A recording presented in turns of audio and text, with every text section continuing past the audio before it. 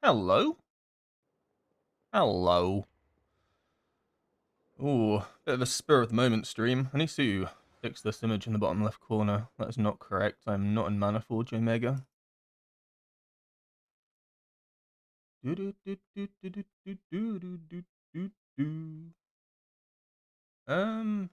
I doing? Keys. I don't have an image for this. Hmm. I guess I can call it Road to 3.6K. A little bit off that.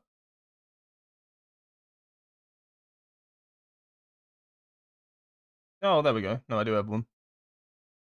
Road to 3K. Close enough, I suppose.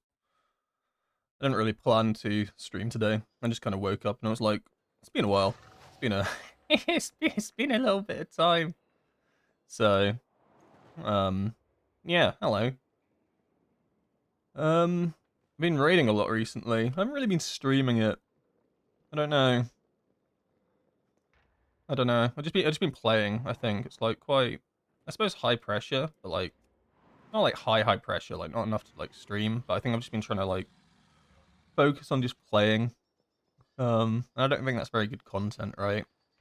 In my mind, because like I like to yap, right? I think that's interesting and stuff. But when I raid and stuff, I'm just very quiet, and there's no comms or anything. So it's like, is it even worth streaming it? Probably not, right? I'll just make a video at some point, maybe. He says as he hasn't posted any raid videos yet. Classic. What a lazy fucking content creator. Yeah, I'm just gonna do some keys today, I think. Because I have a day off of streaming, a day off of raiding. We got Saturday off. Yahoo! I love 3 days. I've done a bit of dungeoning. Jesus Christ, words. Done a bit of M plus recently. I've just been doing like 12 keys basically. I was trying to get my. So I think it's still a thing that where you get the 12 key and it's what you call it? It's where you can't drop below 12. So my goal was to get all 12s, then all 13s, 14s. You know, casually just grind up. I'm not too bothered about like, oh, just do a 15, get all your 15s. I don't mind casually doing it because it gets me in tune more with the dungeons as well. You know. Um, So like some of these dungeons, I think I've only done Priory like 2 or 3 times this season, whereas I've done things like Dawnbreaker and Streets like something disgusting. Like I could easily say I've done Streets like 20 times. It's kind of cringe. Cool to catch stream since I'm too tired to play myself. Oh, I'm too tired to play myself as well. No, well, a little bit. I'm feeling that. I've had a pretty full-on week, honestly. Just WoW-wise, anyway. Like in terms of WoW, I think I've raided like almost every day. We were doing Nexus King. We finally got him down last night. Oh my god. I don't think I've ever performed worse on a boss than I did on Nexus King Prog. It was actually low-key embarrassing and just... I don't know.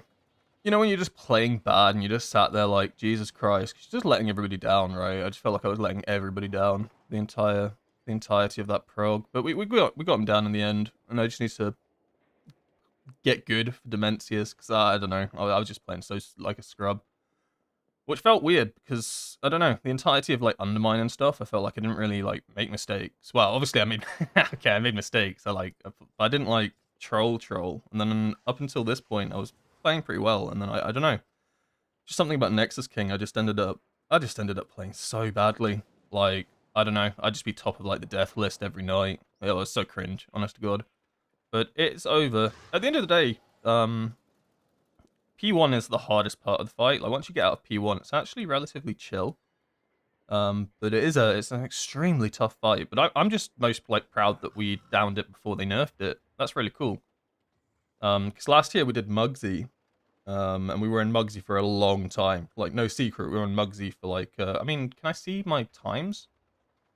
Oh, I can, can't I? You can see like times here, can't you? Yeah, okay, so we were on Nexus King for 9 hours total, which actually isn't too bad for like a really hard boss. We had 193 pulls. But then you look at Mugsy, right? We were on Mugsy for 246 pulls. That's not quite the accurate amount of time, but I'm pretty sure it was 20 hours that we were on this boss. So even though like the pull count was relatively similar for the two bosses, when we actually like first killed it, the time difference is insane, right? Like it was 50 pull difference, but 10 hours in time difference. So he played a lot better on Muggsy. But it's just so easy to mess up in P1 because you kind of need like 20 people going into the next. You need 20 people going into like the platforms and stuff to be able to get the damage off in the amp. And P1 is absolutely no joke. Like it it doesn't help that I was playing Slicing Winds and Whirling Dragon Punch. I regret my decision so much, but I kind of had to. Like, trust me when I say that I tried every single Windwalker variation of build on that boss. I wish I like had all the lists. Um, you see Final Form, Nexus Conduit. What else? I had like Shadow Nexus. I played 1 minute 30. I'll tell you right now, I played 2 minute Conduit to finally when we finally killed it. I don't think that was the play. Like overall, if like, but this was the best thing for the team. I think. 2 minute Conduit was just it was the best for the team at the time, but like actually, I should have gone Shadow Pan. I think if I wanted to like get good damage across the entire board, but it's not about that on prog. On prog, it's about how'd you kill this boss, and playing 2 minute Conduit allowed me to do the most damage to the dragon. So yeah. Anyway, bit of a yap there. Hey Starmune, how you doing? I was lucky on Wednesday. I did all +12s with Windwalker and Pug by 1. Ooh, I haven't. I've like messed around a little bit with M plus. I've done like a couple of 12 here and there. I've done like almost all of them, like just in between. Like I haven't really seshed M plus. On the first week I did so many 10s. I mean you can see time 10 to 11 runs 50, right? Is that even accurate? I feel like I did more than that, but we can pretend. But I did a disgusting amount of keys in week 1. Because obviously we're trying to get all 704 and stuff like that for raiding and whatnot. So outside of raid recently, I just haven't really been playing that much. I'll like come on and sim myself and maybe do like 1 key or something to get warmed up before raid, but I just have not been playing outside of raid because it's just a lot. It's only like 4 hours a day, right? Which is a lot to be fair, but it's just like the amount of like not stress, not the word I'm looking for. It's just a lot. Like it's kind of exhausting when like you finish a raid. I'm just like, oh my god, I'm knackered. That was an experience. Currently suffering on Mythic Soul Hunters, getting every fractured soul. Yeah, I was in Soul Hunters. I do actually have some advice there. I don't know if you need it or not, but the way I played Soul Hunters was Shadowpan 2 minutes. Let me get my timeline up. I mean, you're probably already playing it like this, but I'll talk through it anyway. Surprisingly, I think Windwalker's extremely strong for this fight, which is kind of crazy in a way, because melee suck at this fight. I played Conduit initially on prog. Bad call. Don't play Conduit on this boss. It is troll. But on our reclear the other day, I played Shadowpan, and up till like 6 minutes, I was alive, and I was like 3rd on the DPS meters, just from how you pop your cooldowns and stuff. And then I died because I stood on top of someone during a hunt because I'm an idiot. But I reckon I probably could have like come top DPS on this boss fight, which is insane for a melee DPS. And it all comes down to like Crackling Jade Lightning and cooldowns. But the idea is you basically... Oh, sorry, you play 2 minute Shadowpan even, and the idea is that you pop on pull, Storm, Earth, and Fire, and then every time they come down from the intermission, that's when you send cooldowns, because then you've gained tons of stacks and you nether prism, and it was just disgusting damage. And if I'd managed to get this final one off here, I reckon I could have beaten the Warlocks, which is really funny to me. Because Monk should not be performing well on this sort of boss. The one thing I learned from this boss, my biggest mistake on Soul Hunters was staying. You know how when the boss dashes with Void Step, I would stay and I would attack the big guy, right? With all the blade dances coming out. And I think this was the biggest mistake I made because I died way too many times with blade dances. So like if there was any advice I'd give to anyone playing this boss, it would be the moment the Void Step goes through and that one mob dashes, get the fuck off, go follow this guy. That way you avoid every single blade dance, and they're going to get pulled to you anyway. So it's like only 2 or 3 seconds of downtime. But the difference is you don't be attacking the one big boss anyway. So now you're just attacking the smaller one, and then it gets dragged into you. You avoid all the blade dances, and you don't get screwed. Because, like, trust me, the amount of times I died to to the Blade Dance, right? Because obviously you're casting Whirling Dragon Punch. I was casting Slicing Winds at times because I was playing fucking Conduit because I'm insane in my brain. Um, I trolled myself so much by staying around with that guy and the Blade Dancers. But once I like got into the habit of just following the Void Step, just once he's dashed, fuck off, go follow him, hit him for like 2-3 seconds. Now the big guy's by you, Blade Dancer's gone. It's okay, everything's fine. But it's a really good Shadowpan fight. I started enjoying the fight after that. I hated it. I hated it when I stayed on the boss with Blade Dancers. Because like, you're just constantly stressing.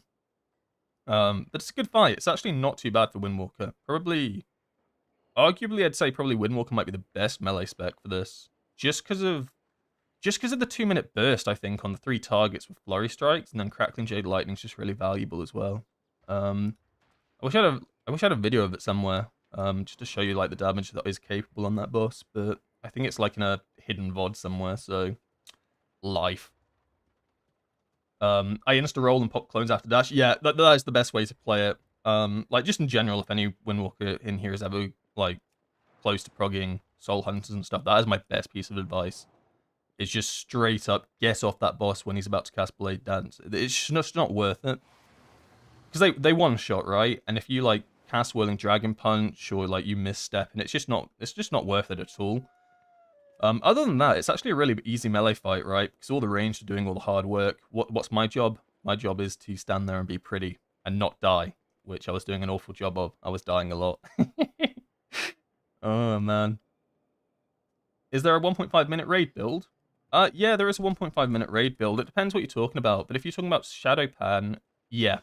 The Conduit, 1.5 minutes is what I play standard for raid. It's like what I play on Fractilis and Plexus Sentinel. I actually played a 1-minute 30 Shadowpan build for Nexus King. And I should have it here somewhere, actually. Yeah, so this is one 1-minute 30 Shadowpan build. And basically you pop on 130, then you pop on 3, then you pop on 440. And this is the only boss I played 1-minute 30 Shadowpan on. I think all other bosses that you play Shadowpan on are fine for 2 minutes. Like, what's he called? Soulbinder. Soulbinder's good for 2 minutes because that's when all the ads pop. GG, thumbs up. Araz is pretty good for 2 minutes as well because there's this new push strat that we tried out, which is essentially where you're skipping the second intermission and your 2 minutes essentially line up anyway with nice ad sets, so it's fine to go 2 minutes. But 2 minutes Shadowpan is probably not worth it on Nexus. You might as well just play Conduit at that point, 2 minute. What is my 2-minute Shadowpan build? I should have it. Shadow Nexus? I mean, it literally, I think, what do I drop here? I think all I drop is Zuin's Battle Gear, right? I just switch out Zuin's Battle Gear for Zuin's Bond. Am I correct? Is that correct? I mean, there are different variations to it, right? I've seen loads of different, well, slight tweaks and variation to Shadowpan single target. Like, some people will drop, like, Dual Threat, going for Brawler's Intensity and Rising Star.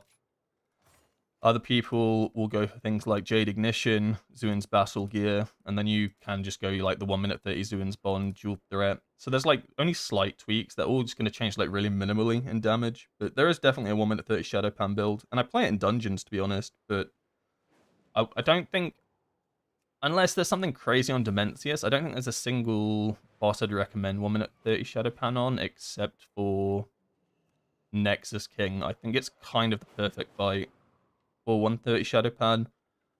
Because you pop at 130, and then the big idea is basically that you're getting your big cooldowns and stuff back up for the ad set, and that's where you'd pop off as Shadowpan, right? But it really depends what your raid needs on this boss. For us, we didn't need ad damage anymore. Like the platform damage, we had enough. So that's why I switched back to Conduit and just focused fully on boss damage and went 2 minutes. Which is troll. In like the grand scheme of things, 2-minute Conduit on this boss is like really troll, right? Like if you're looking for like actual overall damage and stuff. But with progress, troll doesn't matter. You're trying to get the boss dead, right? But I think Shadowpan probably has the best outcome, like if you want really good damage. Because like imagine this, right? You pop at 130, you do some damage, and then you come to the platforms with a 20-stack Crackling Jade Lightning. You've got like a 15-stack near the prism ready to go, and you send out 2 Storm Earth and Fires and a Zuin and just electrocute all these ads. It was disgusting. You would just nuke down the platforms, but then the downside to that would be that you're a little bit weaker in the amp and stuff like that. But I tried so many different builds on this boss. Like, I think it mentally broke me. But I'm alive. I'm okay. Do you need Nether Prism to play 2-minute Shadowpan? Nah, you don't. You can play 2-minute Shadowpan with a Raz Ritual Forge. I mean, realistically, you can play 2-minute Shadowpan with any 1-minute 30 trinket, right? If you really wanted to, you could play it with Lily. It would be a bit less efficient, right? But it is possible. But the best ones for playing it are going to be Nether Prism and a Raz Ritual Forge. I don't have a Ritual Forge, that's why I keep going on about Nether Prism and stuff, because it's just the trinket that I have and the trinket that I use. But the reason I like Nether Prism as well, and I think Nether Prism just has that edge. Obviously the downside to Nether Prism is if you die, you lose all your stacks, and life is not fun anymore, and the game's not fun because suddenly you don't do any big burst damage. But the upside to it is on things like this, right, where um, let's say I'm playing 2 minutes. Let's say for sake of the argument, I'm playing 2-minute Conduit, right, and I'm popping at 2 minutes, but then I'm not popping to a 4-minute 25, right? And with an Araz Ritual Forge, well, then I've just lost 20 seconds of my trinket's value, which doesn't sound like much, and it isn't really much. But with Nether Prism, that 20 seconds equals an extra 2 stacks that I've built up, which means that I'm actually getting more value from the Nether Prism holding it. Because unless your Nether Prism's on 18 stacks, it's still gaining value, right? So you like it with more stacks, so there's like no downside. It's what happens in a lot of M+, right? When I run Nether Prism and M+, even if I have Zooing up and stuff, but I notice that the pack is like almost dead or it's not worth popping cooldowns on, I'll be like, it's fine. I'll hold because my trinket's still gaining stacks, which means the moment I send out next, it's going to be immense. Whereas with like a Raz Ritual Forge and stuff, you are kind of losing a bit of value by not gaining stacks on it. It's really like minimal stuff, but it's just the way like I see it. It feels good to be able to just passively gain damage by holding cooldowns, right? So that's kind of cool.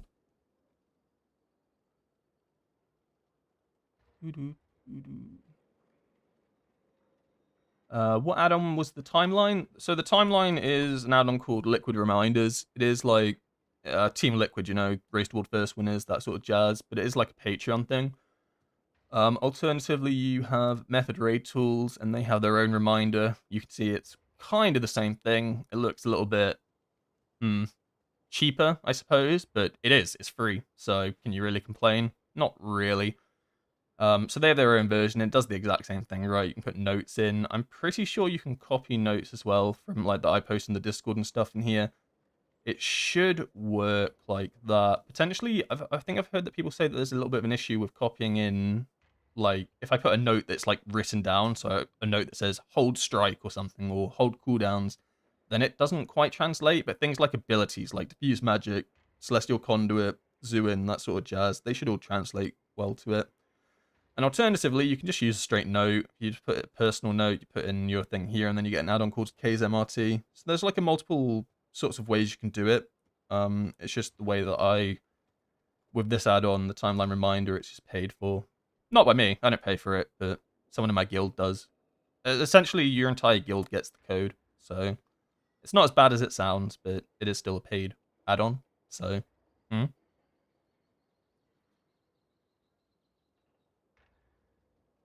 Hello, Casual Windwalker here. Just randomly opened Peak of Serenity today, and it says Shadowpan seems to be the go-to for 99% of content. Was so used with Conduit after Season 2, slowly learning to play without Strike of the Windlord, and it feels so weird. Yeah, I mean, it just turned out like that, right? Like an M+, I think that Shadowpan is just... It just feels better. Like, don't get me wrong, I think Conduit's decent. But a lot of the time in M+, I find that there's... I feel the issue with Conduit is that outside of your cooldowns, it's a little bit lackluster. Like, even with, like, the Heart of the Jade Serpent, Strike, Slicing Winds combo and the haste and stuff, I still feel like it's not as strong as just a Shadowpan, Storm, Earth, and Fire, right? So Shadowpan will send out its cooldowns on a big burst, Zoo in Storm, Earth, and Fire, and then on the next pack, you can send out a Storm, Earth, and Fire, which is exponentially stronger than sending out a Strike with the Windlord, Slicing Winds combo, right? And then next pack, oh, what's that? Zuin's back up again. Zuin's Storm, Earth, and Fire. Oh, next pack, Storm, Earth, and Fire. So I feel like it's like downtime pools, if you want to put that in quotation marks, are just stronger than Conduit's like downtime pools. As well as that, I think its burst can be crazier as well. Like I've done like 30 million burst with Shadowpan. And I think it will just get higher and higher. If like you go into a pack with like a really stacked trinket, all your cooldowns, you get good flurry strike ordering, and you just you just unleash chaos. The damage is absolutely disgusting. Whereas Conduit, I think, has a little bit of a limitation there. In raid though, I'm completely on board with Conduit being better in pure single target. I know that the logs are like a little bit here and there between single target, like some are Shadow Pan. There's a lot of Shadow Pan single target. And when I talk about pure single target, I'm talking about Fractilis and Plexus Sentinel, right? I mean, Plexus Sentinel has 2 ads, but we're not going to count those bozos. I still think Conduit plays better on those fights, and I still run it there. But for literally every other fight in the raid, yeah, it's just kind of Shadow Pan. Except, well, to be fair, actually, I played Conduit on Nexus King, but I think Shadow Pan probably plays up better in the grand scheme of things, just feel-wise. And then on Dimensius, it's looking like it's a Conduit fight as well. So in the raid, it's like about 50-50 actually on the value of Shadow Pan Conduit, but I think in M+, there is a big disparity. I haven't really looked at like top Windwalkers in M+ at the moment, what they're running, but if I had to guess, I'd say Shadow Pan. I'd be extremely surprised if they're running Conduit. From what I've heard, the hero talents are so close in damage is up to preference now. Yeah, in single target, it's similar to that. But I think as there are more ads in a fight, it becomes a lot more Shadow Pan oriented, just because of things like Crackling Jade Lightning. So Lumathar, right? You'd think Lumathar is maybe a conduit fight, right? Because it's like a single target boss, right? It could be conduit, it could be Shadow Pan. You know, it's a single target boss. Except you have to count the 2 ads that spawn every so often, and they spawn often enough that it's not a Plexus Sentinel situation. And suddenly, Crackling Jade Lightning gets almost 20 stacks every time they spawn. Suddenly, it's now a very heavily favored Shadow Pan fight because Crackling Jade Lightning is just so strong. So it like the moment more targets get added to a raid encounter, for extended period of times, it just starts leaning so more heavily to Shadow Pan, if that makes sense. And Conduit does struggle to keep up. Like if you look at logs for Lumathar is great example, right? If you look at logs for Lumathar, Crackling Jade Lightning is like Windwalker's top damage. And what do? They only press Crackling Jade Lightning when those 2 ads spawns, the tendrils, whatever they're called, they spawn. You're only hitting 3 targets, but it slaps because you're doing it pretty much every single set at almost max stats. It's just disgusting damage. And then Conduit just can't keep up with that because the single target of the 2 hero talents are relatively close. So because you've got that Crackling Jade Lightning edge, it's just difficult to keep up. So like but you wouldn't really get that value so much from Plexus Sentinel because you're only really getting 2 ad sets now. I mean, I haven't played Shadow Pan on that fight, I'll be honest. Maybe it is more valuable. Fractilis is the best example though. I think Conduit's the best for Fractilis, and I'll die on that hill. I just think it's a really good boss for Conduit. Good morning, Stephen. Top M plus is a bit of both, actually. 100 pass on Arakara as Conduit. Ooh, interesting.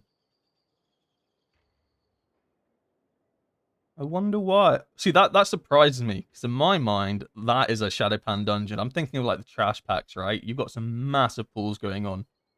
You've got massive Flurry Strike potential, really good Crackling Jade Lightning. Arakara, the mob spawn on that first boss, they're instantly dead when you Crackling Jade Lightning.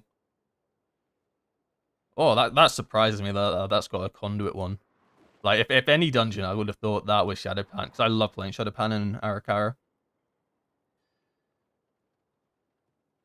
I've been trying to understand Shadow Pan single target, but I just can't get the feel for it, sticking with Conduit for single target boss fights for now. I mean, that's fair. I prefer Conduit for single target boss fights. I prefer Conduit for pure single target as well. I think it plays better. I think it makes more sense.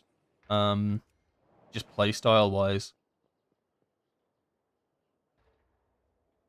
Can you show on dummy your burst opener? I feel like it only bursts like 4 mil in single target. Yes, like Conduit. I don't know if I'll do a burst opener with Shadow Pan for 4 mil. I actually don't play much Shadow Pan and pure single target. I'm a lot more confident with conduit and pure single target. I need the right build for this. The one downside to having two good functioning hero talents is that you have fucking look at this, I have 5,000 builds. I remember in season 2, I had like 2. Oh, so many builds, it's actually so cringe. In a good way, though. It's cringe in a good way. At least it's diversity. But, yeah, I can give a go. Conduit Opener feels very weird, because there's a lot of rising sun kicks in it, but it does make sense. Oh, okay. We'll have to wait 20 seconds, 25 seconds. Is there an easy way to change fiber in the cloak? If there is, I wish I knew it, because every single time I do this, I open it up, and then I have to spend ages finding my fiber, because I lose it in my bag. Can you spot my fiber? Oh, it's here. Well, that was lucky. But, like, usually it's, like, somewhere in the middle, and I'm like, fuck my life, this sucks. Probably a weak aura. There probably is a weak aura. Well, there's probably, like, I was going to say a macro, but that wouldn't really work. Because there used to be a macro for Jasters where you could take it out and put it back in again, I think.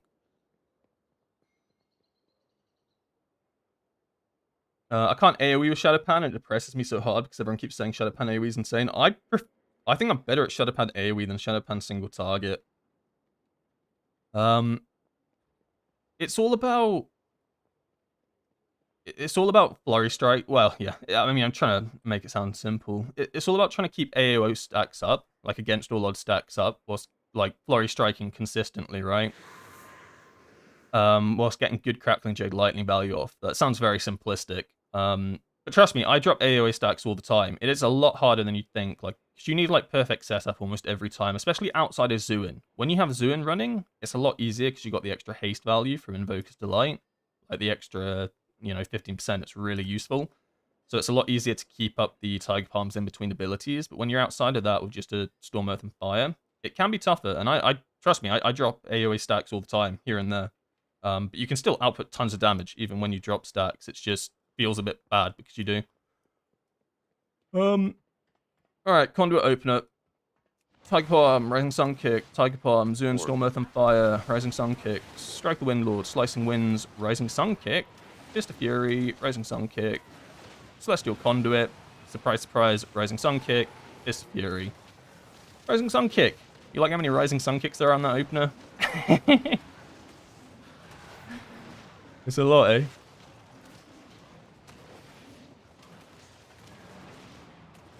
I think I said Rising Sun Kick like 10 times there. That was like 7 million damage opener. I think probably do better, but basically what you're trying to do is you're basically trying to get full advantage of Rising Sun Kick in the opener. It seems like counterintuitive, like why you're not Fist of Furying then Rising Sun Kick, and I thought the same question, right? Like to me that seems really weird, right? Like why am I not Strike of the Windlord, Slicing Winds, Fist of Fury, Rising Sun Kick, Fist of Fury? But the TLDR answer is that it sims better. Like I cannot give you a better answer than that. It's just what the APL sims as playing better is that you want more Rising Sun Kicks in your opener because you're getting a lot of free chi. Basically, it summarizes to it avoids you having to press Tiger Palm. And like the last thing you want to be doing in your opener during burst window, during Heart of the Jade Serpent is pressing Tiger Palm, right? Because then you're basically losing big damage because Tiger Palm does nothing.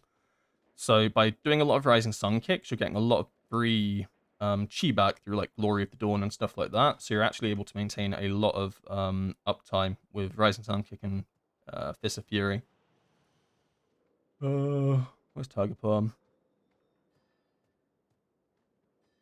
Yeah. So it's not even like really for the Rising Sun Kick damage. I mean, the damage is alright, but you're still getting Fist of Furies off. But the idea is that you're essentially trying to get heavy hisses without having to spend Tiger Palm during it. And that's why there's so many Rising Sun Kicks. That's why it's like Rising Sun Kick, Zuin, Storm with Fire, Rising Sun Kick, Strike of the Windlord, Slicing Winds, Rising Sun Kick. Then you finally Fist of Fury, and then you Rising Sun Kick again. Oh, and now I'm allowed to press Conduit. And then straight out of Conduit, what am I doing? Oh, I'm Rising Sun Kicking again.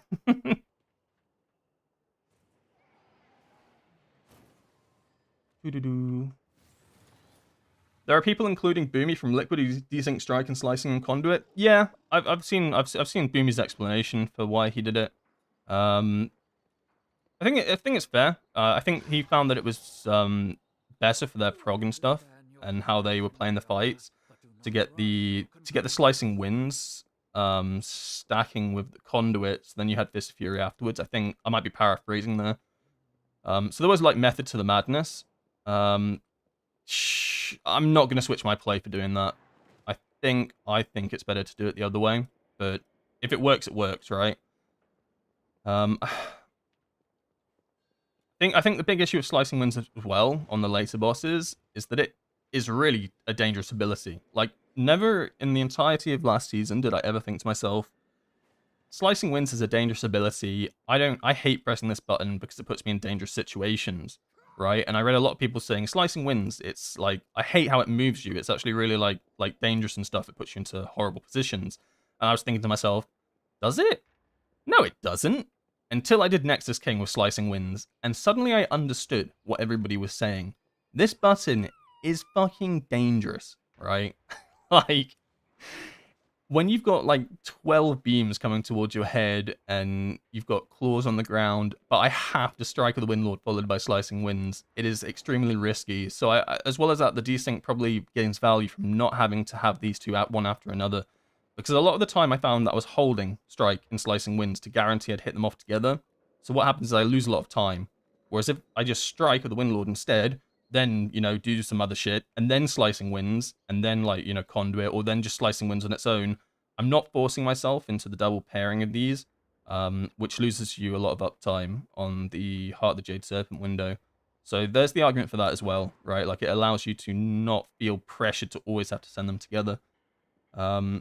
But I think, like, on a lot of bosses, that's not necessary. On Nexus King, it felt kind of punishing to do it like that. Because I ran into these situations where, oh, what's that? There's two lasers coming towards me. I have Strike and Slicing Winds up, but I can't send my Strike because I can't send my Slicing Winds, so I'm just going to have to hold cooldowns now for, like, 5 seconds. Whereas I could have just pressed Strike into a Fist of Fury, wait for these beams to come through, and then Slicing Winds. So I get the argument for it. Oh. Character is just rolling on the spot. Nice. I love when it bugs and can't fix without a relog. Slicing Winds. I get the bug a lot when I switch hero talents and stuff, where, like, if I'm... Because I like to play tap, right? Where I tap it, but then it'll hold. What I do is I just take it off my action bar and put it back on, and that fixes it. Might work, might not.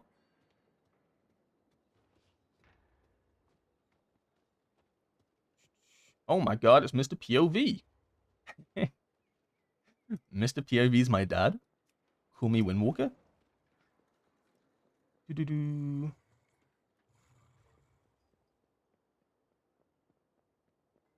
POV Junior. Yeah, exactly.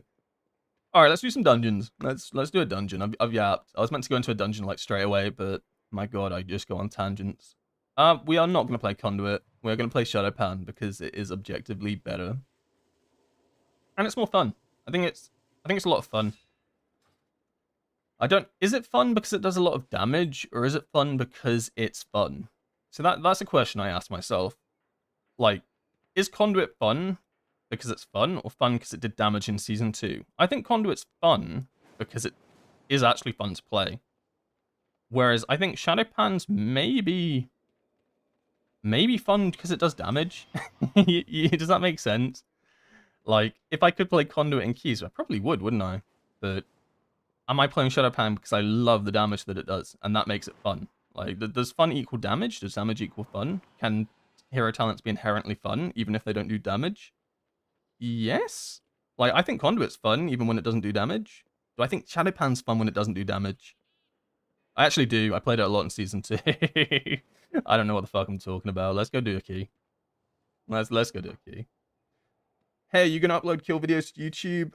Yeah, I don't know. I've just been really slow on it. Like, I have everything recorded, right? I just haven't had the time, I'll be honest. Like, I posted a few M+ videos and stuff, but, like, compared to Season 2, I was posting, like, videos daily, right, during this time. I just really haven't had time in the days and stuff to do anything. And then when I come when I get back, it's essentially, I don't know, it's essentially basically raid time, right? So the short answer is yes, I want to get the kill videos out, but I'm just, I don't know, trying to find time. I mean, I could have done it now, but I decided to stream. Oops. Um, oops. Yeah. What am I like? All right. What do we want to do? We're going for 12s first. So I just like working my way up. I get satisfaction from completing an entire list, right? You know, when I get like all 12s. Like if I had a 13 to this, suddenly it's tainted, and then I have to get all 13s. So we're just gonna go do some chill dungeons. Bloodgate, Priory. What key do I have? Ah, I had 14 Gambit. So we've got to get lucky that someone takes a Windwalker Monk. Uh-oh.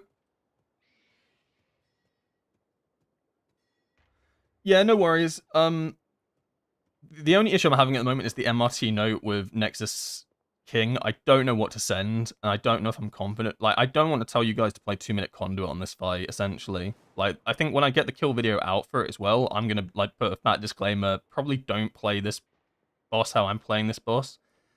I think the issue with Nexus King is that you have to play it to your guild's not weaknesses, but like, well, let's look at it the other way, right? Like, if your guild is really good, like your comp's really good at doing boss damage, but they're really like lacking on the platforms, and you're wiping a lot on these platforms, you need to pick up the slack on the platforms, right? And let the other people do the boss damage. Whereas vice versa, if your platform damage is immaculate, but you're struggling a little bit on the boss damage, the dragon damage, suddenly you need to pick up the slack for that, right? Like, because Windwalkers, we can, like, interchange. We can either go fully like that if we want to, and not give up too much, like, damage, because, like, you don't want to give up all your platform damage, right? But we don't have to with, like, Spinning Crane Kick and Whirling Dragon Punch.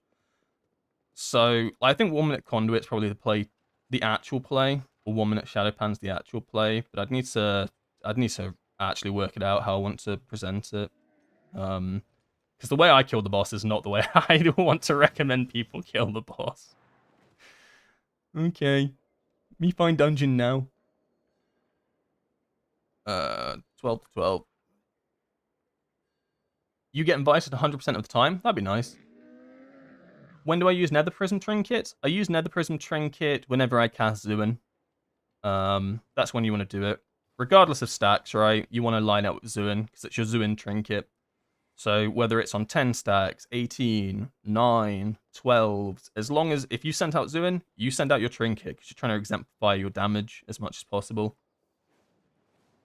And it's not a wait for this to stack up and then send Zuin. It's a send Zuin, whatever stacks this is at, you know, deal with it.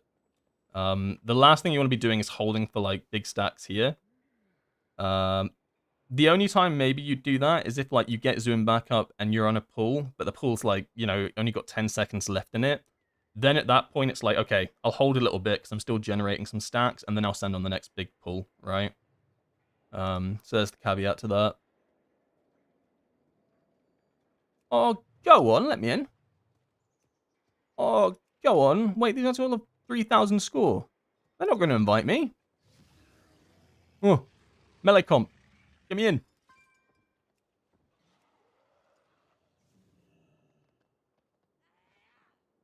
What the hell? Oh.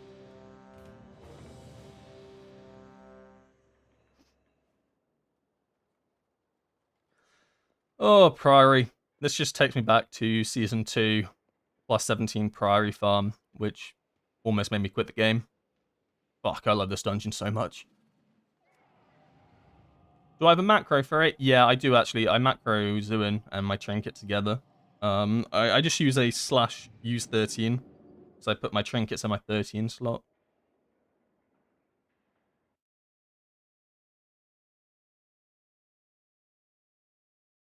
Do I use it on pull with 1 stack? Yes, you might as well, because it still stacks up. It still stacks up even while it's active. So even when the timer's going, it starts stacking again. So you might as well just send it even with 1 stack. It is worthwhile. At the start of the dungeon, though, it doesn't really matter because your stacks get reset. Trust me, I've tried this. I actually tried to stack myself up to 18 pop before the dungeon and then go in. It does not work. Don't tell Blizzard. I'll get in trouble. it basically, even if you act like if I activate this now and I had the buff, it will just remove the buff. I thought I was being really smart. I was like, holy shit, I'm gonna do some big dammy here. No. No. Doesn't work. I'm so glad that doesn't work. Yeah, it's probably for the best. It's probably for the best. Otherwise, you'd be outside hitting a turnip before every dungeon. Yeah, it would be annoying. It would be extremely annoying. Like what Shamans had to do. Shamans had to stand outside and then hit a turnip last season. Oh, Shamans.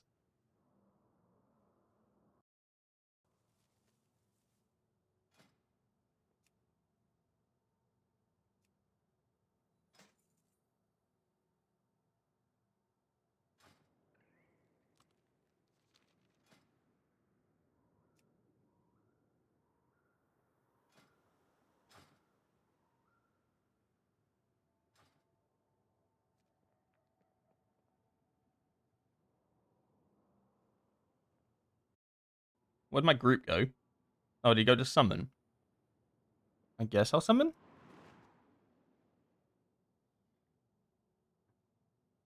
You playing Shadow for Nexus King? I played every...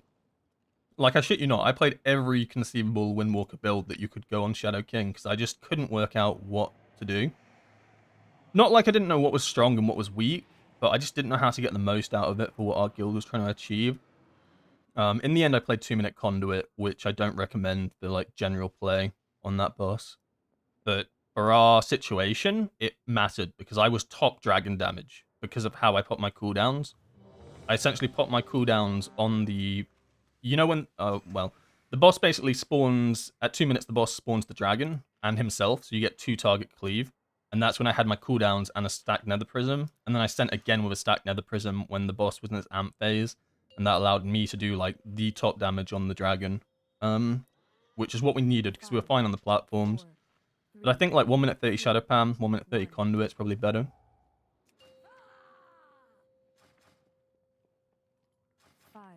Oh, there's so much pressure. I haven't done a dungeon on stream in, like, months. Better not troll.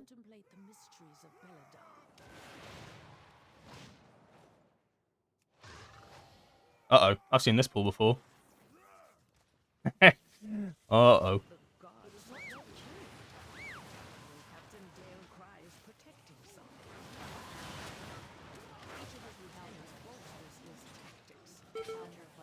Uh-oh.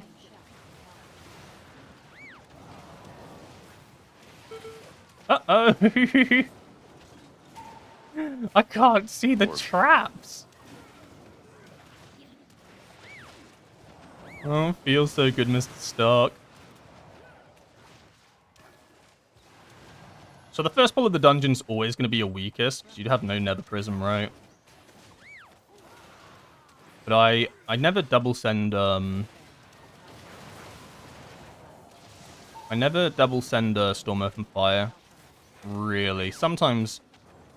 I just don't think it's necessary. I prefer getting damage spread out on different packs. Although, it is about to double stack. This pack is a lot more... Okay, I'm gonna send. Please don't let me die. Please don't let me die. In that case, I probably should have double sent. I don't think I've done... Well, I did a priority 10, actually.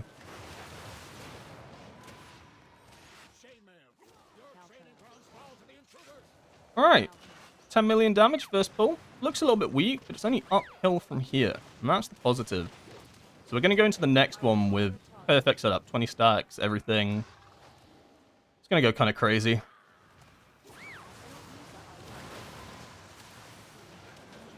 And suddenly we are doing 24 million damage. You know what I mean? Orb.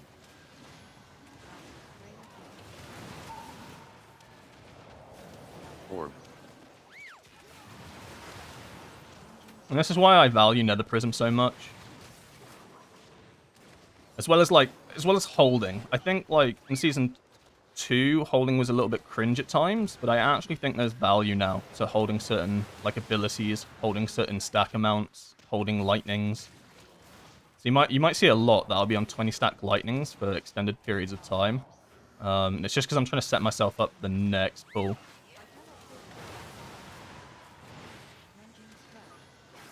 Orb. Orb.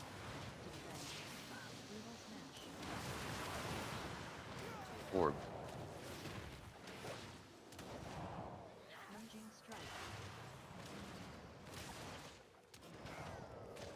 And suddenly, we are back on the damage meters.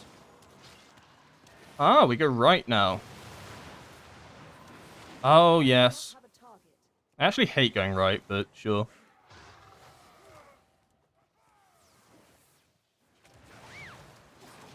So we don't have anything for this. This is fine, though. So I know I'm building up stacks, so nothing to worry about. Orb.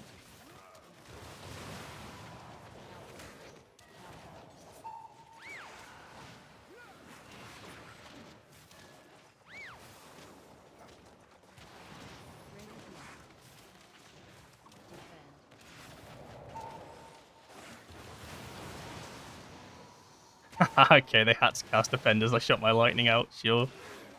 Oh, that's so dirty. I think I shot a lightning into, like, damage-resistant mobs. They knew what I was doing.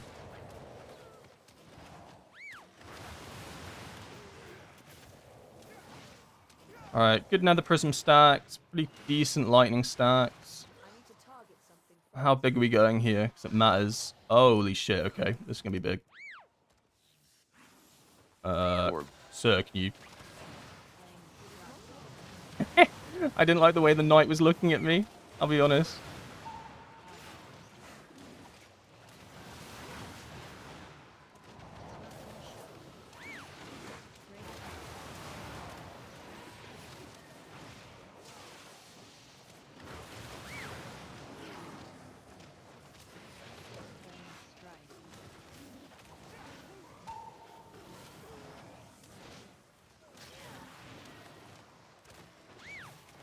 Yeah, this DK's kind of giving me a run for my money. Thought I'd smash him.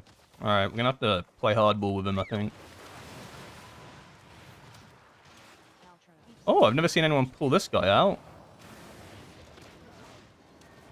Oh, I guess it gives you, like, a lot more room, actually. That's kind of smart. Orb. Orb. Imagine having to listen to a Weaker shout out Orb for, like, 9 hours of prog on a boss. Sir, I don't think you meant to get hit by that, I'll be honest. Wait, is that my healer? Oh my god, it's my healer that died! Orb. I realized when my health stopped... when my health stopped going up, it was my healer.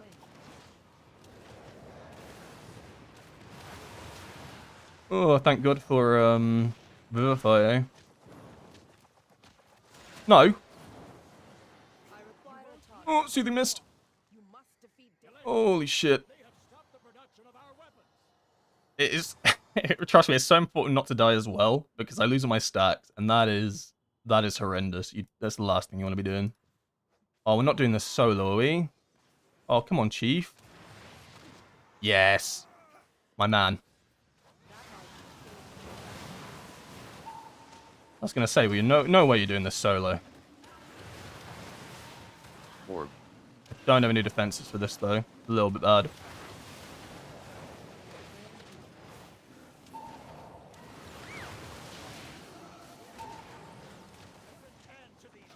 I have defensive. Actually, no, perfect timing for defensive.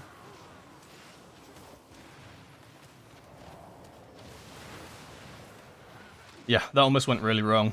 I saw that I had no defenses up, and I thought she was going to obliterate me with that cast. But I should be fine now, because I'll have fortifying as well.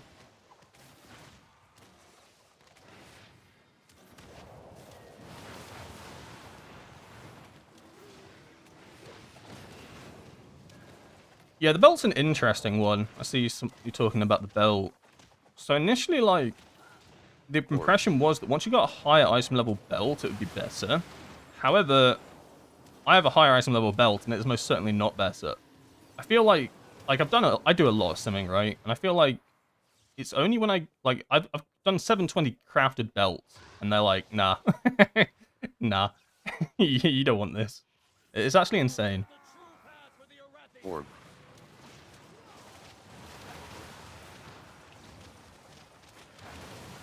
Like, until the sim tells me, oh, forgot to cancel my crackling. That's cringe.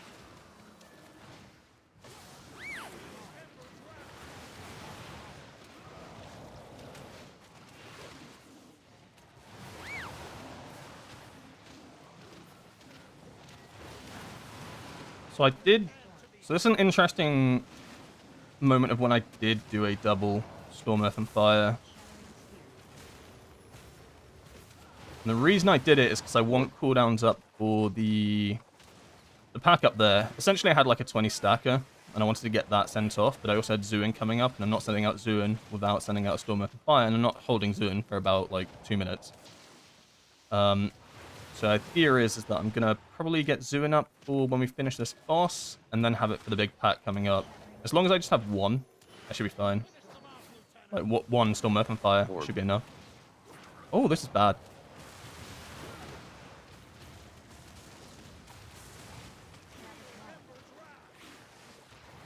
Get him stacked up, Chief. So yeah, I'm not sending any more cooldowns out. I might even hold this 20 stack lightning, I'll be honest. It is a little bit greedy, but I'm telling you right now, it's time to be greedy.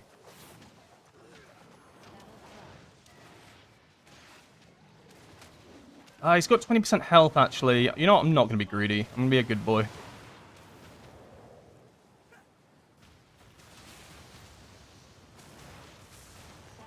Just because I should be able to get the stacks back up before we do it. So it's about like 40 seconds is about the amount of time that you need to get 40 to get 20 stacks. About 40 seconds of combat, more or less. It's obviously not like on the nail.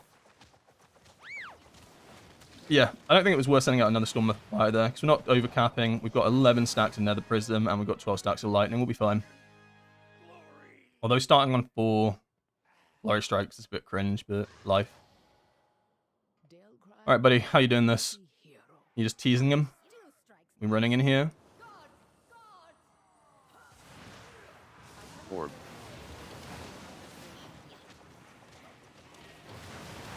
Orb.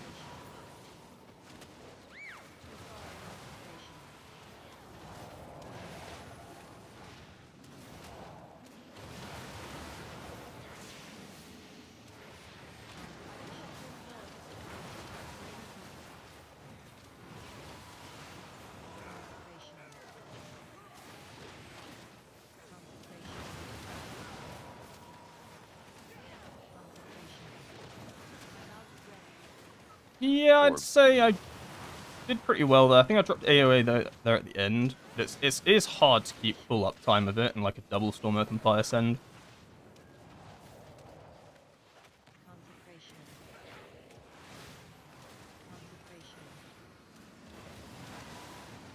We should get one more lightning here as well. In fact, I'm going to send it early. Sad to die. Ah, I should have held it. I thought I'd get it off just before they died. But they died and only got 2 targets. I should have held it for the next pack. Oopsie. How are we doing this, Chief? Orb.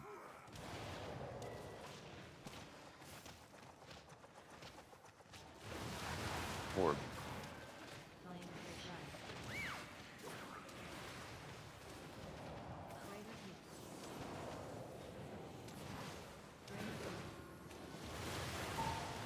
We are saving the Zoo in here just for a sec. Just to build up some stacks and then go in on that next pack, like, fully all in. With 20 lightning stacks. Probably want to set ourselves up nicely as well with Flurry Strike charges. We're on 13. If we can get to, like, 80 or something, that's pretty good. 133 is fine. We could kill this faster. I think we should just pull this into the next pack, I'll be honest. Yeah, I'm not expending Flurry Strikes right now. I'm just going to keep them at 190. We've got Shadow ready to go. I'm just going to hold. Fuck it. Orb. Orb.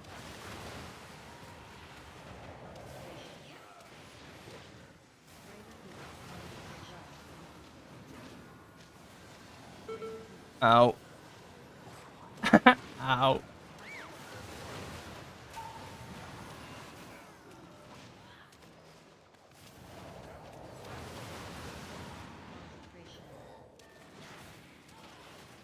I shouldn't have I shouldn't have fisted there. It's the biggest thing I think that ends up making you drop is using Fist of Fury. If you don't Fist of Fury exactly the moment that you send out your flurry strikes, like it's your next ability, and you flurry like midway through your AoE charge, you're just never gonna get it. Fist of Fury is like 3 seconds. It always rucks me a little bit. If I blast him with 20 stacks, do I just get one shot? Probably. I'm gonna hold. I'm gonna hold because if I blasted him, I guarantee the tank wouldn't have been able to hold aggro. Ooh, Orbeez. Orb. Orb. Double Orbeez. Alright, we have DKs. They can do this job, right? Why do we bring the boss over here, by the way?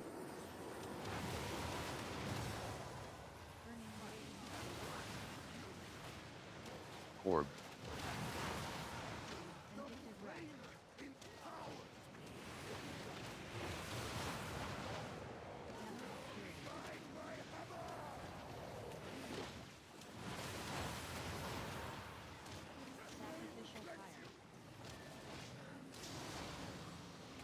What healer do we have?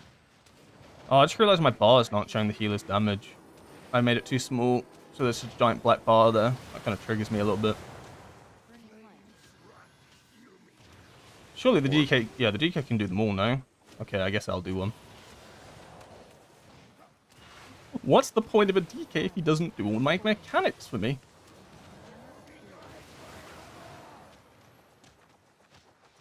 Health kind of low, no? I kind of want to move away from this pyre.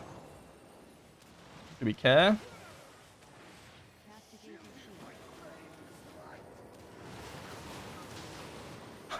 I don't think we care. I have no defenses. I can't really take this. I can take one of the next ones with Karma. And then at 20% health, I'm just going to hold for the next pack. There's no point sending cooldowns here. This guy's dead. And on top of that, I'm going to send out the Touch of Death at the last second, so I have it running for the next pack. Orb. Try to move out.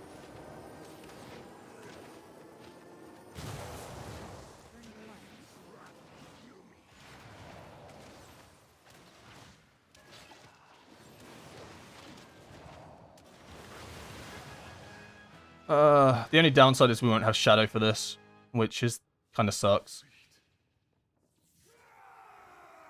Oh well, what can you do?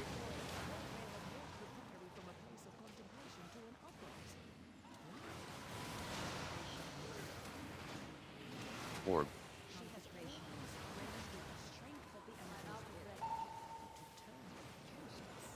Oh, we got Shadow back. Orb. We're fine. Thank you for the follow, Wallace. Appreciate it.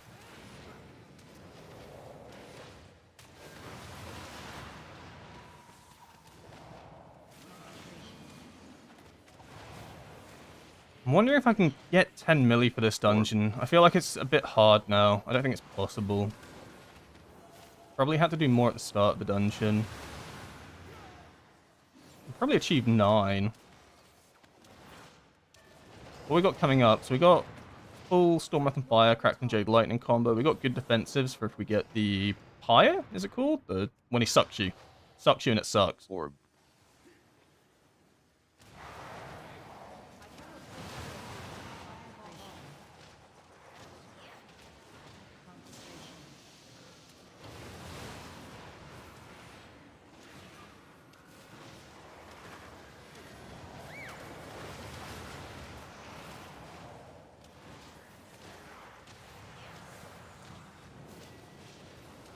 Now we'll try build up stacks again on the lightning for the next set. Luckily I didn't get hit by any of the mechanics there actually. The like, what do you call them? The suck. So I got to keep all my defensives. Still kind of hurts though, to be honest. Orb. Alright, yeah. So 20 stack lightning. I need my orb. I need my orbs. Its blinding light reveals a celebrated war that we lacked. An army of the risen working together. Defeat the Nerubians, conquer Kazalgar, and subjugate the world. Fireball bar. Such heresy. They defiled the sacred Orb. Fireball bar.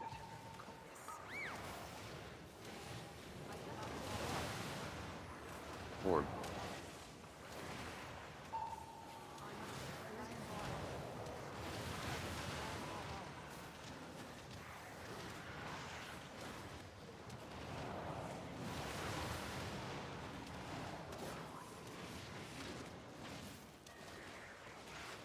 Sorry, I had to go a little bit silent there.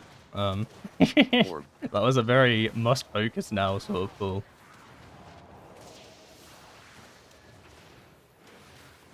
Orb.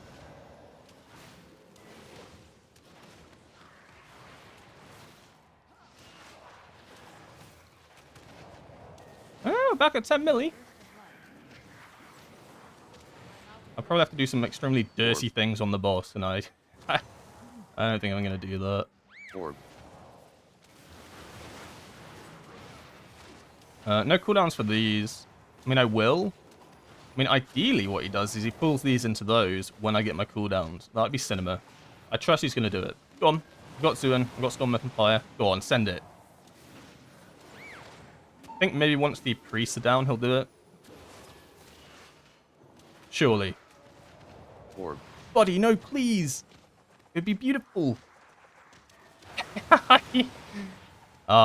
get it. He just wants to time the key. I get it. I get it. I am holding my 20 stack lightning here, though.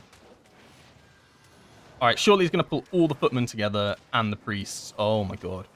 30 million damage incoming.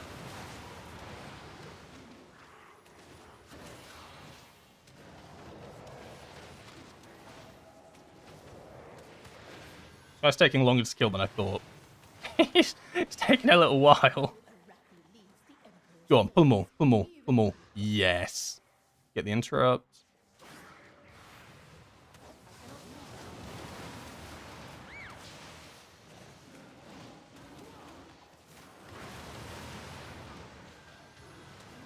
The damage carried on from the last pull. So it does. So it's not very high. Oh well.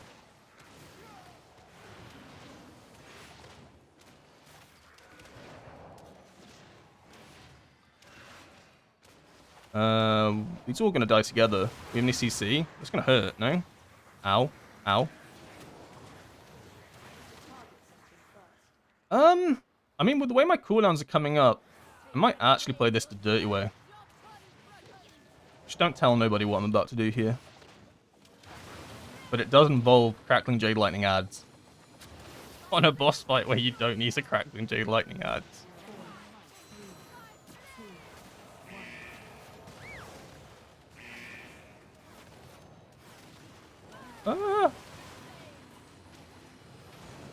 We have Lust as well, so what I'm doing is I'm saving everything for the Lust. There's no point sending my Storm Earth and Fire here. I'm only going to get 2 more Storm Earth and Fires anyway for this boss.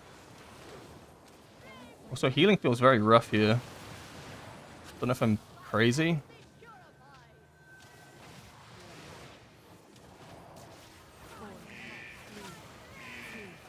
Ow. This boss has never felt this bad before. What, guys, what are we doing? What did we do in here? I don't think I've ever had to pop defensives on phase 1 of this. I'll be honest. Orb. Alright, send us up.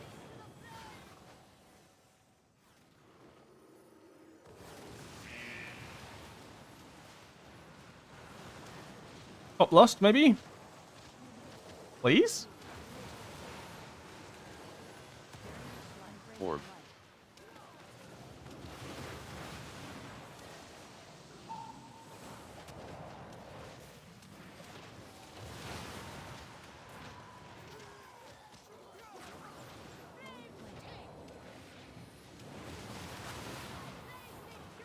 Orb.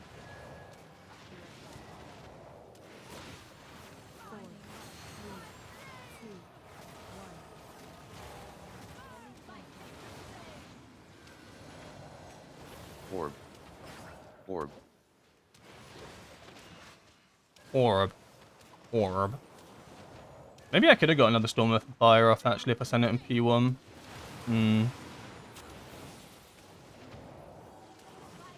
Maybe that was a little bit of a misplay.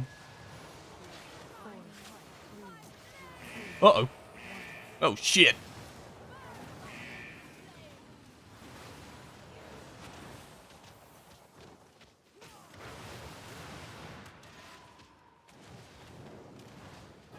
Nice. See you burn. Please configure the audio to understand it in Spanish. Done. These zealots no longer Like my voice? faith toward perfection. Huh? I can't, I can't speak Spanish. Can you even use drums in M+? You can, I just didn't run them. Not necessary, honestly. Like, we two-chested the 12. Oh, no one has lust! Oh, shit! This makes a lot more sense now why no one sent lust. I didn't... Yeah. I didn't even notice that we didn't have a lust. Oh, that's so funny. I was just sat here like, someone lust? Why is no one lusting? Where's my lust? Oh, yeah, we don't got one of them. Yeah, probably need one of them. Well, you don't need one of them, but it is useful. I do have drums. They're just not on my bars? Yeah, I had 49. I should probably put them somewhere. Yeah, maybe. And I have jumper cables as well, just in case, you know. Just in case someone needs them. Did you ever answer about my trinkets? Probably not, Steven. Probably not. I ran Lily and Pacemaker. Is it a trash trinket combo? No. I ran Lily and Pacemaker for a while. It's a good trinket combo because you have one active and one passive trinket. Pacemaker is a good trinket still. It was good in Season 2. It's still good in Season 3. The value of the Pacemaker is that it is extremely consistent. It's very similar to Antenna in that they both give you crit. The issue with Antenna is that you have to collect orbs, and if things are going wrong, or you have to do a lot of movement, it can be hard to collect these orbs, which means you lose a lot of damage, because you don't get the crit unless you collect these orbs. Whereas Pacemaker's like confirmed crit, so technically Pacemaker can be better in certain situations, depending on how much movement you have to do, because if you have to run away from your orbs to follow a boss or something, well, you know, but the orbs do fly towards you, but like, let's say an orb spawns over here, and suddenly we have to do some epic movement over here to survive something.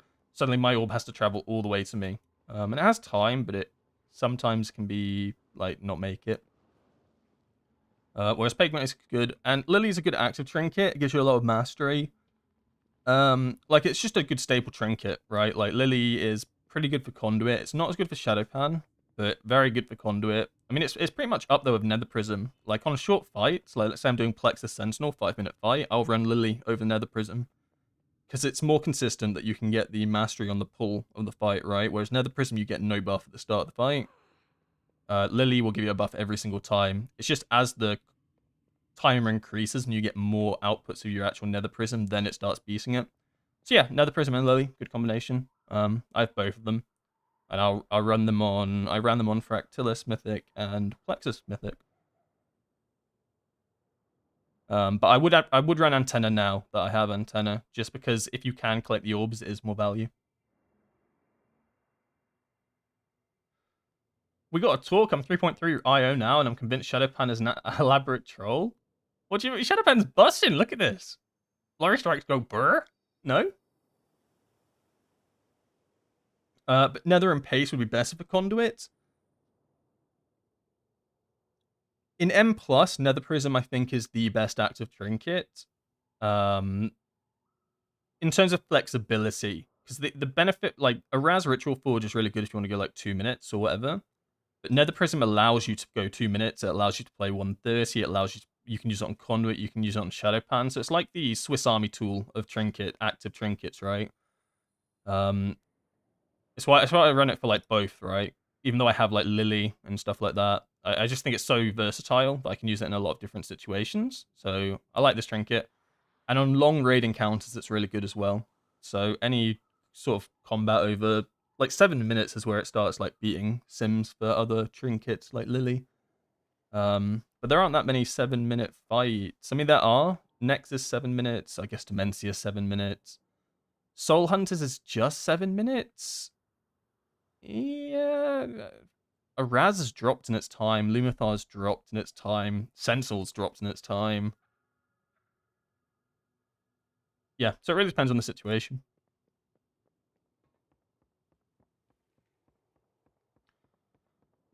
But it's useless padding AoE damage and RNG on top now. In a raid, maybe. Is it padding in an M plus? Oh, we're talking about raid here specifically. If we're talking about M plus, I don't think there's padding in M plus. Still playing with the belt? I am. Yeah, it just seems best. My only alternative is a 704 Reaper's Dread belt, and it just seems bad. To be fair though, I like the versatility still of this belt because it allows me to basically it's a triple threat, right? When I do a sim that includes the belt, I can sim it as a crit belt, I can sim it as a haste belt or a mastery belt, and usually one of those three combinations is just really good with my current gear and stuff. So that is the benefit still of the belt.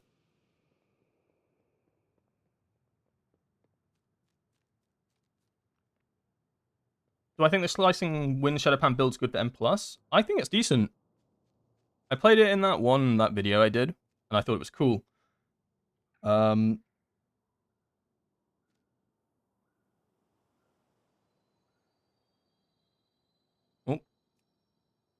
sorry, someone's talking to me in party chat. I think it's good. On like I think it is good. I don't know if I'd play it in raid, the slicing winds build, and I think you probably can end up just getting more from the standard build. I feel like you have to greed a lot more, and you need big pulls. With that slicing winds build, because you're trying to get tons of value off of Gale Force and slicing winds, right? So if you're like slicing winds like big packs, and you're getting like Gale Force off with Blurry Strikes, with like 20 stack Crackling Jade Lightning, that's where it really felt good. And then that Echo Dome that I did, the tank was just doing these massive pulls constantly, so I was constantly getting like really good value. But it is also like it's similar to this Shadow Pan build where you do hold certain times, but I feel like you have to hold a lot more for certain like burst damage windows. Like sometimes I'd hold like Strike of the Windlord and stuff and Slicing Winds for like easily 20 seconds if I knew I was going to get value on the initial pump. Which is a lot of time. How many stacks is proper usage of the Nether Prism trading kit? There isn't really a number. Just as long as you send it with Zuin. That's all that really matters. Where it starts like... Because it's like 3,200 agility per stack. It's 30,000 agility if you have 10 stacks. What's a Raz? A Raz is like 40-something now? So like eventually it does overtake a Raz, but a lot of the time you're not going to stack this up to 18. Because if you stack this up to 18, you're essentially holding Zuin for like an insane periods of time.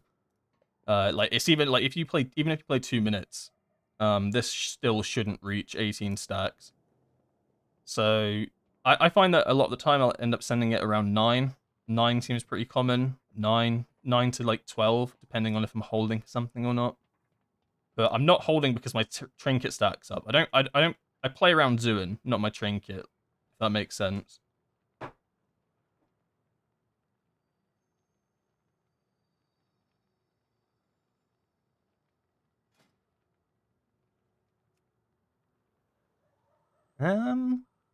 Bloodgate. Oh lord. Oh lord, he coming. Yeah, go on, get me in.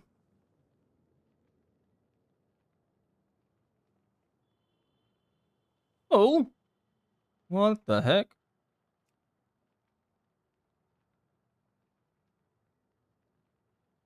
Are they gonna take 2 monks? Surely. I'd take 2 monks. I'd take that deal. You take that deal?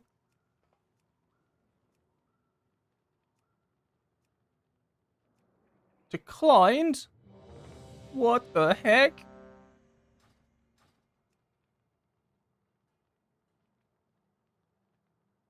What am I thinking about crafting next reset? Oh, it's a good question. I'm actually not sure. Because there's only I just get fucking kicked. What the what the hell?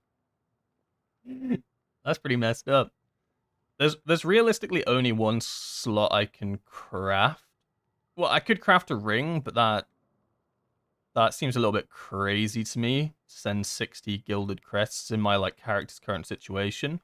So it would have to be a belt, really, because it's the lowest item level, right? I'm looking for the most gain for my crests right now. So if I sim crafting belts and no belt comes up higher than my, dive belt or whatever, disc belt, I will just send my gilded. I will not craft next week. I'll just send my gilded and upgrading my mythic track pieces. Would probably be my play.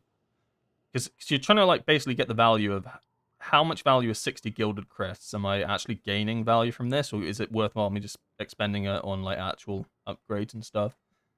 And I think 704 is equal to 60, so 701 is even better. But I have good rings, right?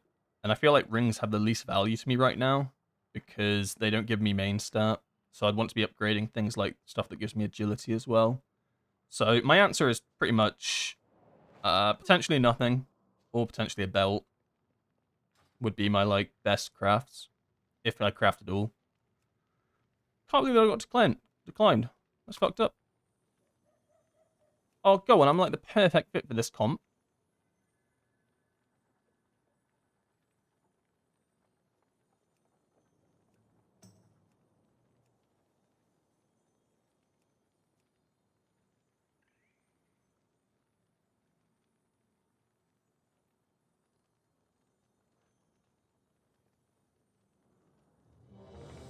Yahoo! We got in.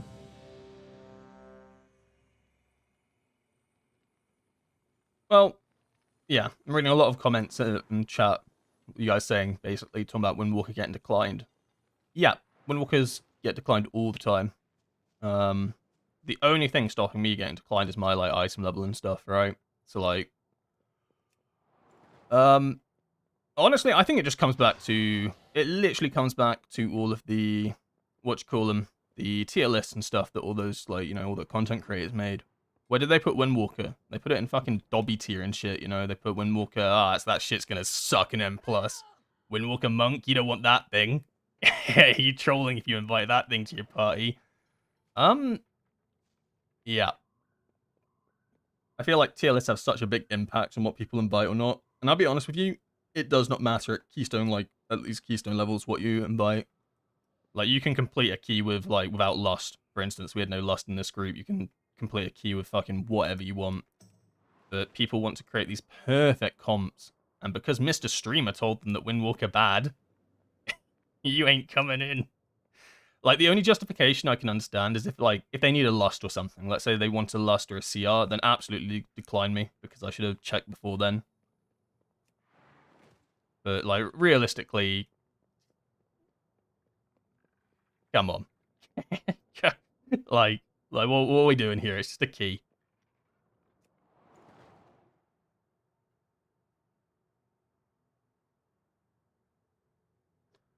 What do I think about double on use trinket? I haven't tried it. I'll be running it for Dementius, because I had a chat with Boomy, and Boomy was telling me, like, basically Antenna's just, it's rough on that boss. So I think the strat is to play double on use trinket. I haven't played it in dungeons or anything like that. I only have Lily. I think a Raz is what you wanted. I think he was saying a Raz was the best one to do it. Nether Prism and a Raz. I guess because it's just so much main stat rather than mastery. I think it can work. I think it has to be quite situational though. And I guess it depends on like in M plus, you'd really need to like know that like you're gonna get some big juicy pulls and stuff like that. Because I think if you end up doing that, and you end up in this situation where you're having to pop like an active trinket on like really shitty pulls and stuff, and then the next one on like a really good pull, but it's not the right trinket. Like you want your Nether Prism for that one, but suddenly you're overstacking your Nether Prism. I feel like it has to be like potentially like with a pre-made or something to get it like really effective. Whereas passive trinkets are just a good, right? Just constant crit throughout a dungeon. It's just valuable. But I think I could imagine it working. I see it working.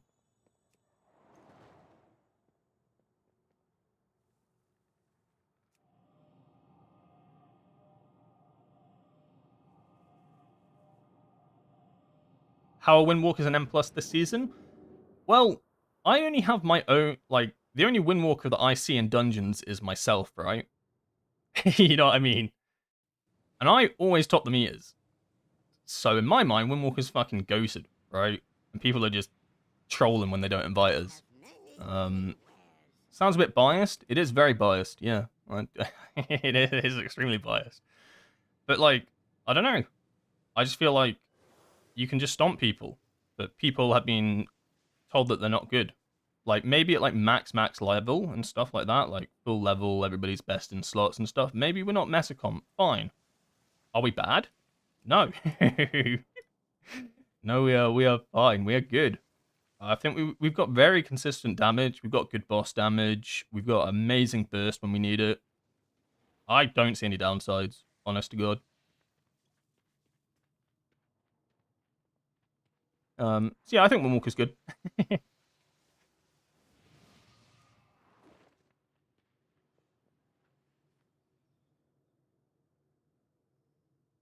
What do I think about Nether Prism in dungeons? I always run Nether Prism in dungeons. I don't have a Sack Brood to compare, but you wouldn't be replacing Nether Prism and Sack Brood anyway. Because Nether Prism, because Nether Prism is basically your active. So if you ran Sack Brood, you'd run it with it, right? You wouldn't like replace it for the Sack Brood, or you wouldn't replace the Sack Brood from the Nether Prism. How reliant are we on the Shadowpan RNG aspect? A little bit, but not as crazy as you'd think. On like the initial pull and stuff, you kind of do, but once you start getting into the dungeon and cycling, it's actually not that bad. But it can be a bit rough on the first pull. But it won't, well, you see right here, I only have crit and dodge, right? So I'm not going to get Shadow for a little bit. 5, 4, 3, 2. Yeah, once you like actually start cycling and stuff throughout the dungeon, then it like kind of becomes it becomes obsolete, right? Orb. Orb? Oh, it's all the way over there. I'm not getting that orb.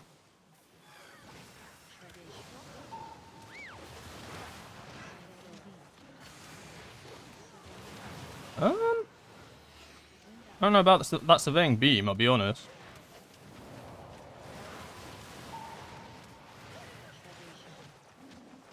So yeah, still haven't got Shadow, right? Oh, I'm still top damage. Okay. I'm going to double up here. It's a big pull. We've lusted. And I've, and there was something else. There was something else. I've forgotten what I was saying. Orb. Oh, I proc Shadow. That's why. Managed to keep AU up there the entire time as well. Really good. And can we get a lightning off as well? Sure can.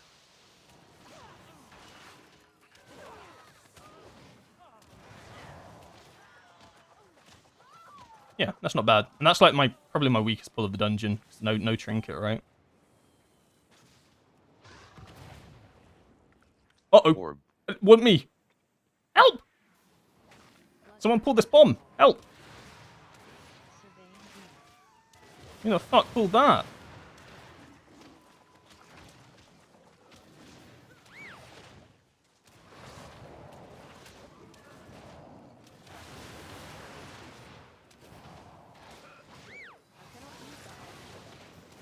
Orb.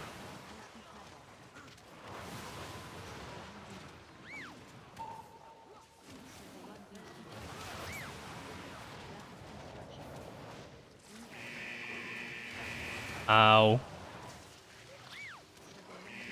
Ow.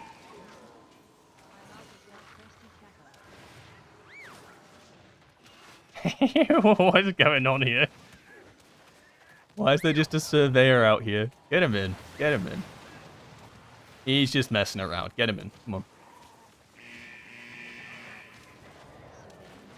God, sometimes I wish I was ranged, right? Ranged do not have to deal with this wind-up. Me, I have to deal with this wind-up all the time. And if I'm rooted, well, I mean, I have Tiger's Lust. But if I don't have Tiger's Lust, I'm dead. I must get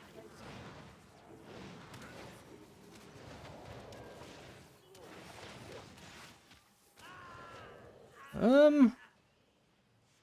Alright, we got good stacks. I have 15 seconds of shadow. Nothing's really grouped up. I'm just gonna hold here. I'm gonna send the lightning out. Seems a bit weird to hold here, but I'm doing it. Just for a sec. Nothing crazy. Alright, now extend.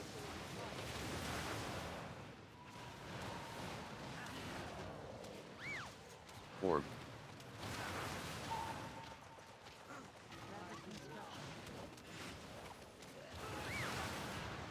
Orb.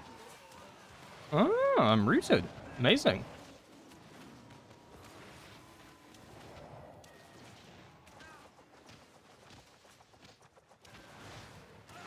Alright, good stacks. Storm Open Fire. We should be good here.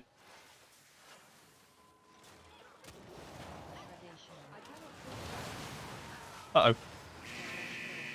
Ow. Do you ever regret casting Crackling Jade Lightning? I do. I should have moved. Oh, I knew I should have moved as well. But it was a 20 stacker. You got to understand, right? When it's a 20 stacker, can I really move in that instance? Like, come on. Uh-oh. Surveying beam. Flamethrower. Surveying Shit. Flamethrower. Can I bring these upstairs with me? Oh, fuck. Why is nothing dead yet? Shredation. Yeah, I knew damn well what I was doing was not smart. Orb. Oh my god.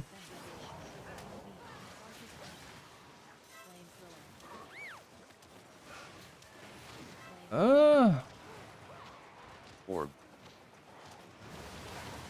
Orb.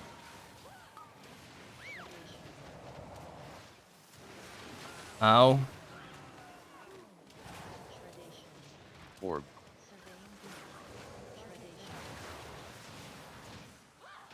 When do we pick up a spider? Why is there a spider here?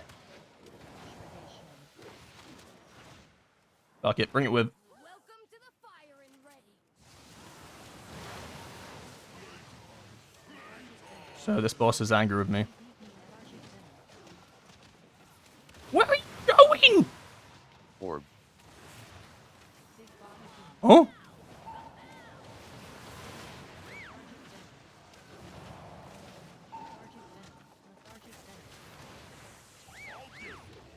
Ah, shit. Uh-oh. Don't cross the road. Bro, this spider needs to go. Orb.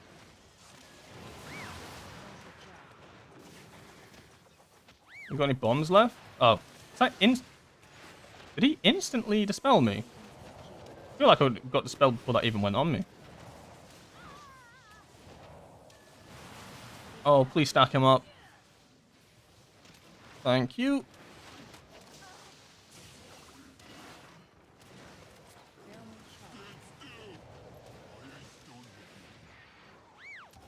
Ah, my priest is dead. That's not good. Oh, I'm dead. Oh, I'm alive. Sweet. Not even close, if I do say so myself. Why is this boss on, like, full health? Oh, I need to send coolies here. Like, I have to. Bronze is so high health. Probably in part to me not actually smacking him. Oh, well, I'll accept responsibility.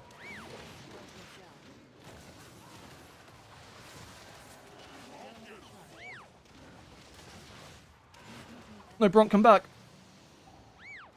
Oh, he's coming back. Orb. Orb. Oh, there are orbs in your path. Alright, follow him around. Orb. Orb.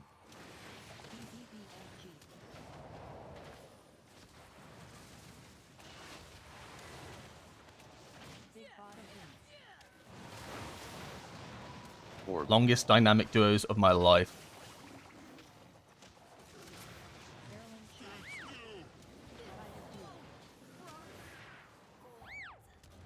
Fuck it, hit me in the wall. I dare you. Oh my god, that was horrible. But we downed it, we downed it. Oh, we're doing a nasty pull now. Okay, I respect it. I don't have Zuin. Oh, I wish I did. I wish I had my doggy. Alright, we got a doggy. Sir, we need to move away from these bombs.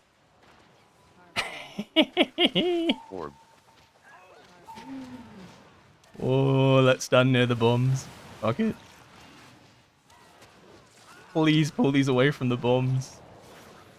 Please, Mr. Tank.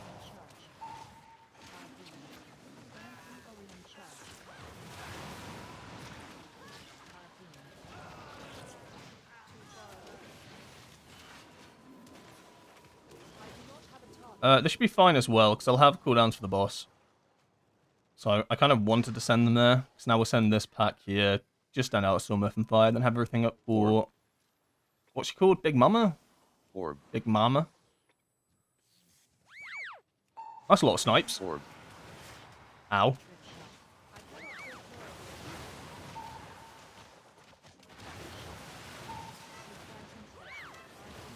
Oh, fuck. So this is a no reload zone. Orb. So this is a no surprise inspection zone. Oh, I probably should have CC'd him, actually. I was just smacking him. Alright, so I'm going to need you to come into the middle here.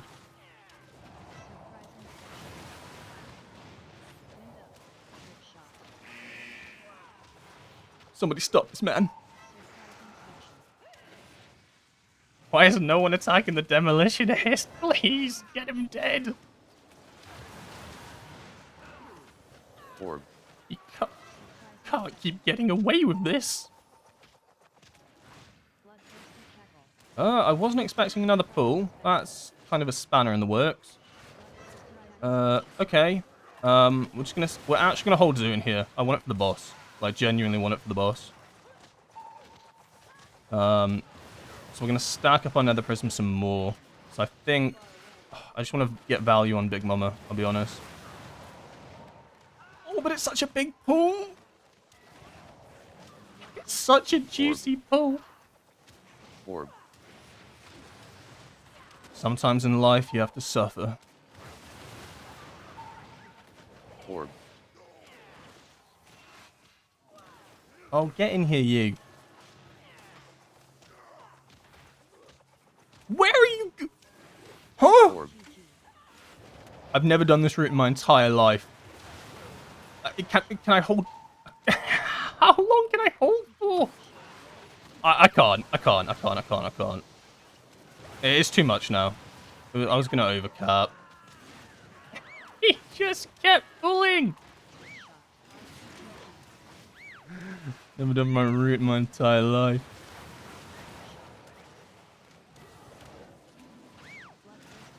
I think, like, if he stopped there, I wouldn't have sent. But the fact he went up these stairs as well, I just cannot hold for that long. That's just, we're getting to illegal numbers now. Orb. Is that gonna hurt? Nah, it didn't hurt that bad. Is this gonna hurt? Yeah, probably, actually. Get me out. Try get that into that. Alright, it's not the end of the world. We'll send a Storm, Earth, and Fire out initially, and then we'll hold Zune for the next ad set on Big Mama. I need to target something first.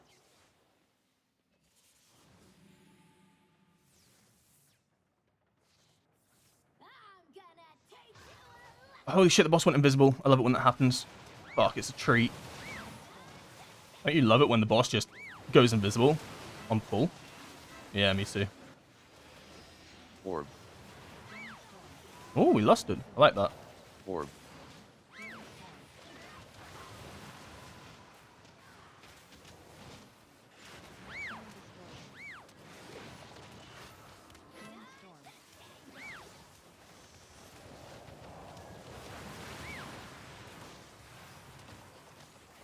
Go on, face the boss.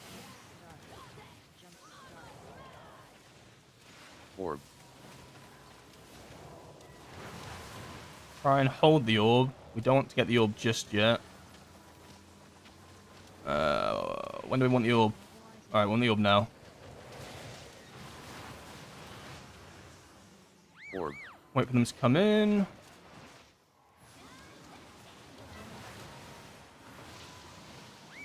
It was worth it for the crackling. It wasn't. Uh-oh.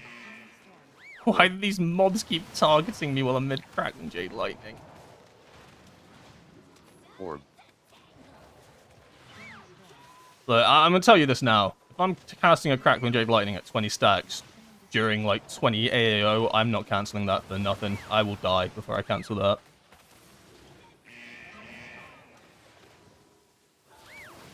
Sometimes it's just not worth it.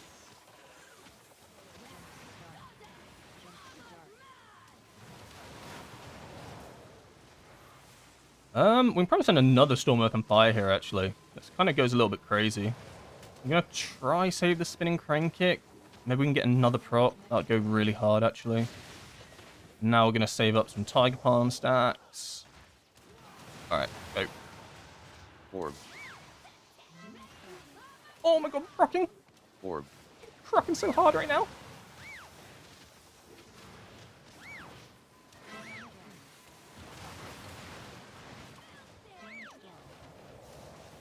Uh-oh, that's kind of been a bad spot.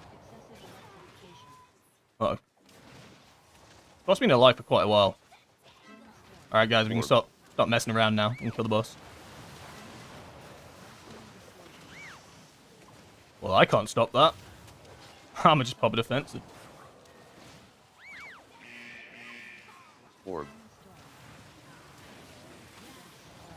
Alright, so we should be going up top now, and I should have my I should have Storm Earth and Fire for this with a 20 crackling. That's pretty good. Alright, I'll go do the box. Don't worry, guys. I'll go do it. I got this.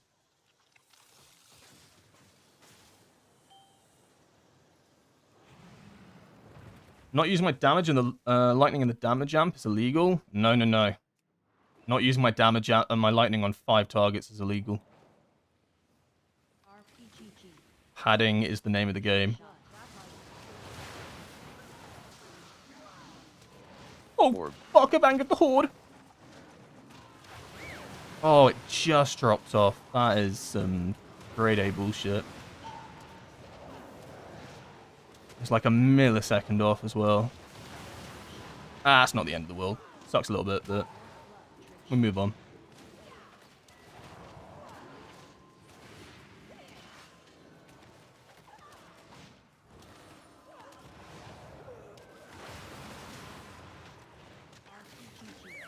That's gonna hurt.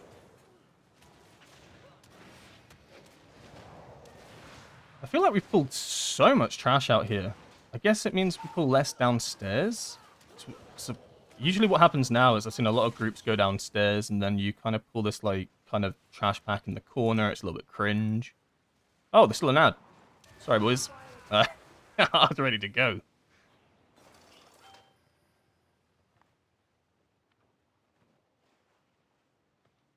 I think I'm going to send a Storm Earth and Fire here.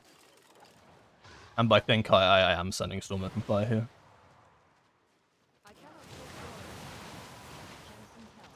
Orb.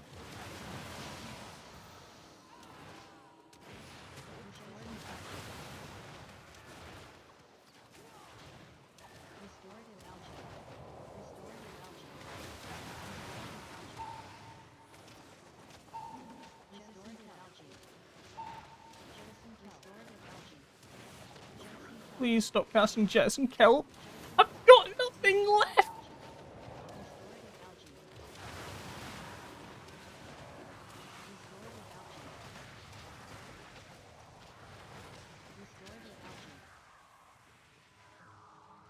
Alright, and that allowed me to build up some more stacks anyway, for Zuin, and then we got Stormwrath and Fire again. That's why I love Shadowpan so much. You just get Stormwrath and Fire all the time, just passively, from, which one is it? Efficient Training? Yeah, Efficient Training. Just so useful.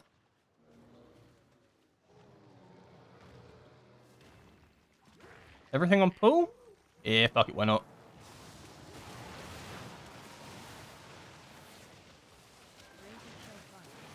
Orb.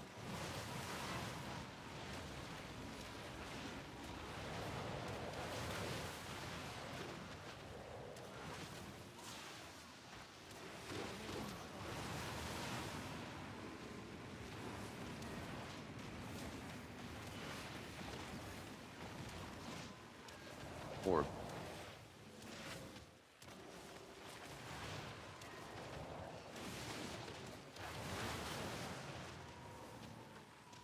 Orb.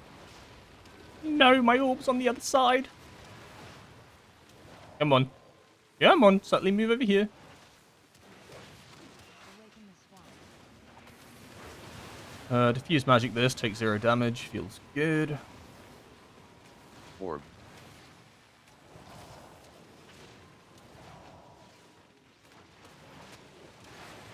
Orb.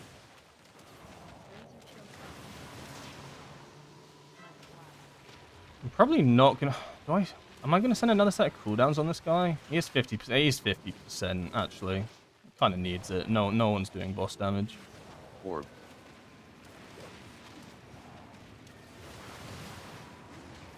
All right, I will.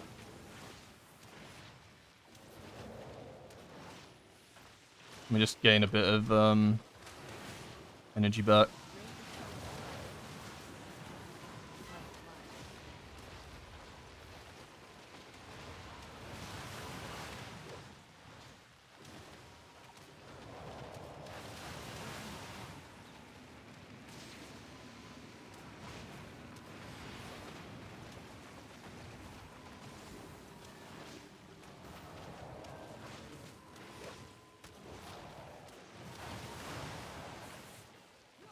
Razor choke fire. Orb.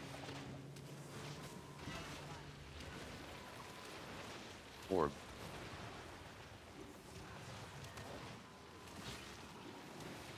You can jump down the waterfall and not take full. I did not know that. Orb.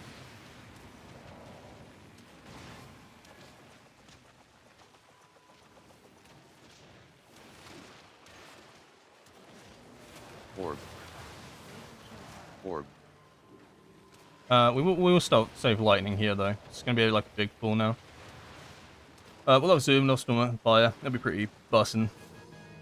Alright, let's go. Surprise infection. Inspection.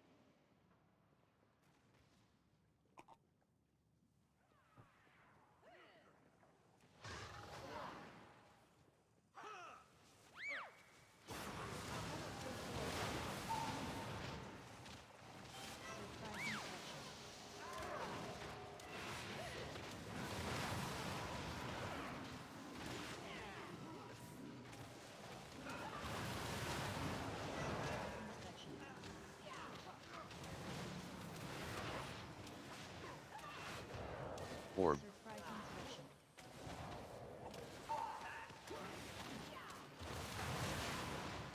Orb. Surprise inspection. Don't pull the big guy. That is illegal. Surprise inspection. Uh-oh. Surprise inspection.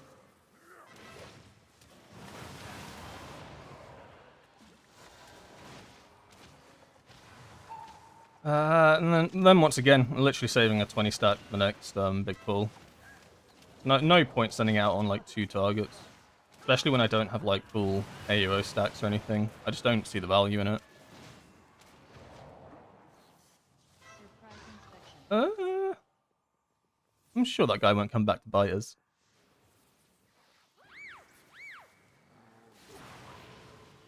Surprise inspection. Orb.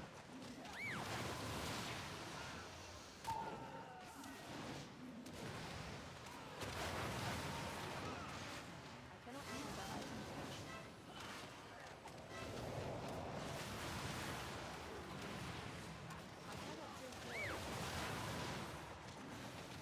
Ow. Surprise Why are they on the edge? Please don't. Like how have they ended up there? Both electricians seem to have like managed to find themselves in the corner of the room.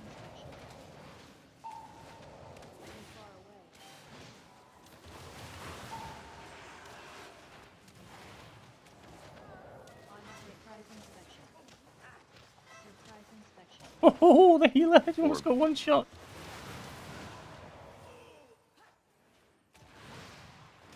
Surprise inspection.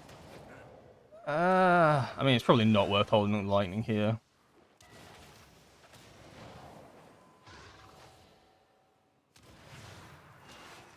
Oh, I'll just hold it for a sec. Surprise inspection. Uh-oh. I'm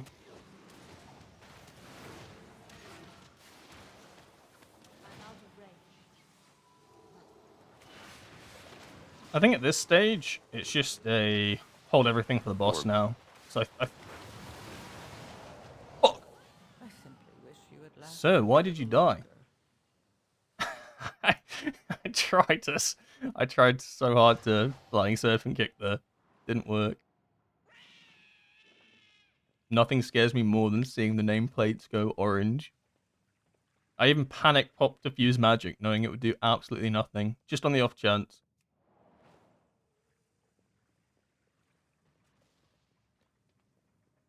We lose all our stacks. Kind of sad, but we should be fine. Still 6 minutes. I'm not too concerned. I just finished Floodgate 12 as well. We had 1 minute 10 on the timer. Such a tight key. Yeah, I think it's going to look that way. I think it's looking that way. What place of profile do I use? I use Jundi's. You can just Google Jundi's placer, and it comes up. Orb. Orb. I am going to send coolies here.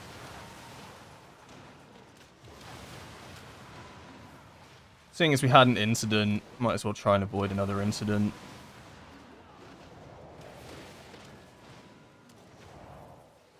Orb. I must get closer. I'm out of range.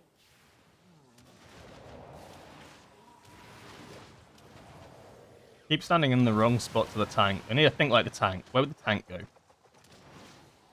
Back in, who knows, actually. Oh my god, he almost got one shot again. Save this man.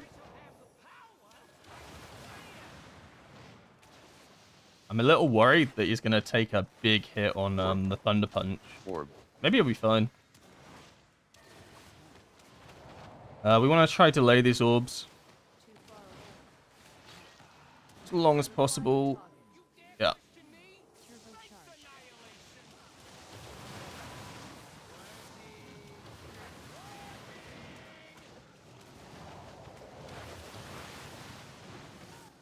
Orb.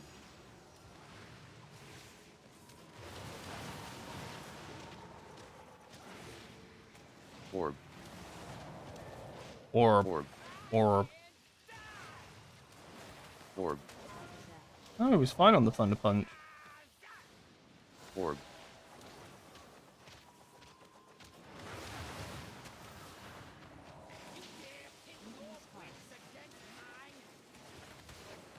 Why over here? Okay. Orb. Man saw the least amount of puddles and was like, this way. Yeah, I was so sure he was going to go to the too close.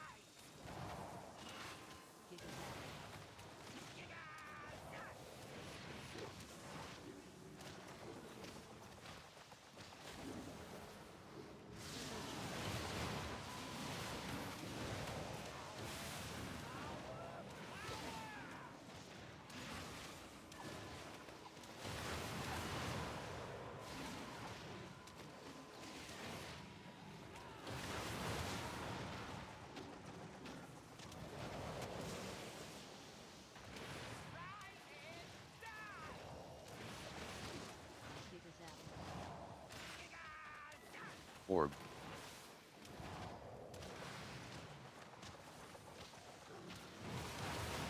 Where's he gonna go now? Where are we going, Chief? I like it. I like it. This makes sense.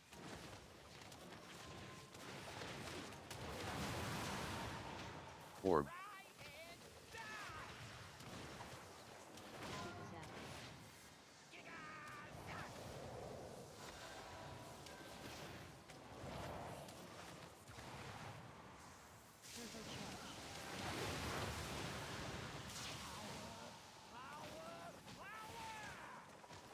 Orb.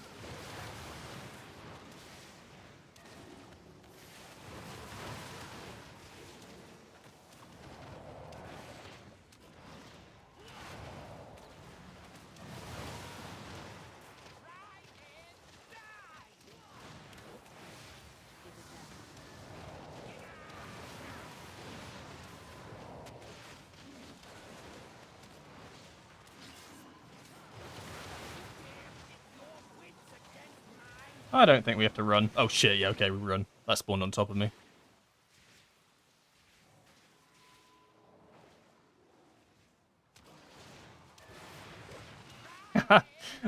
I thought we'd be alright not running away. Not again!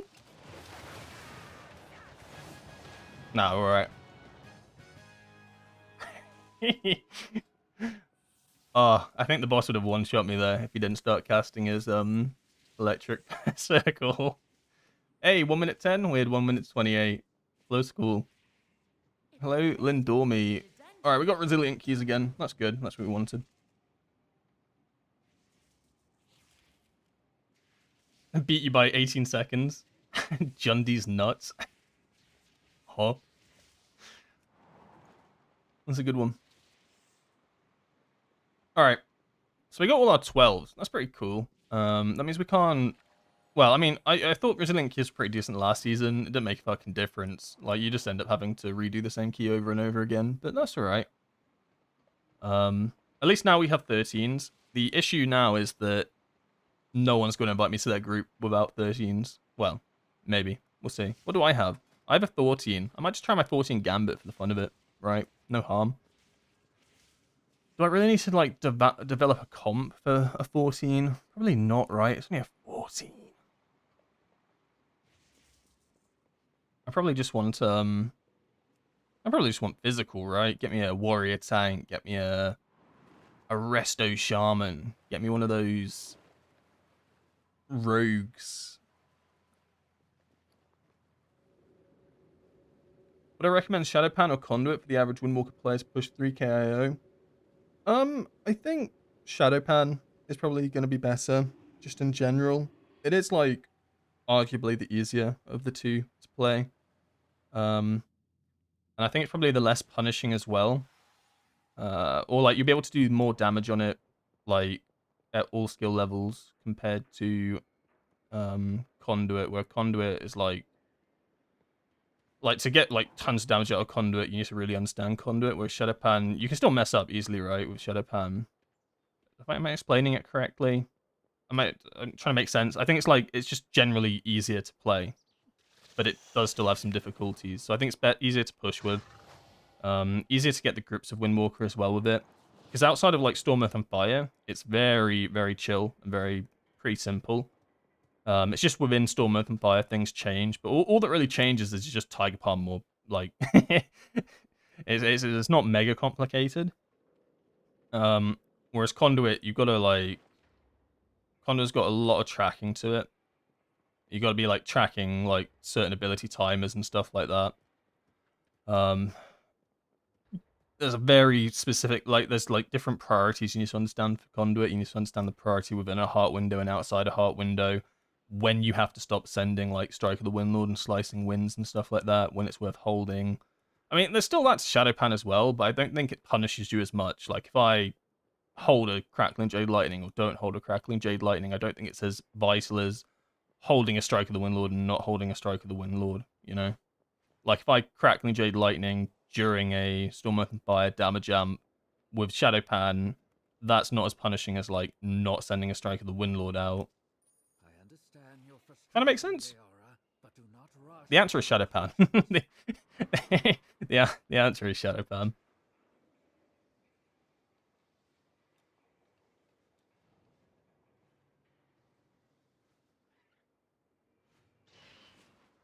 will I make a commentary video on Gambit?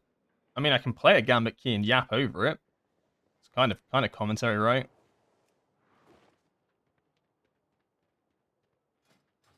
Gambit's kind of chilling, to be honest. Where is it?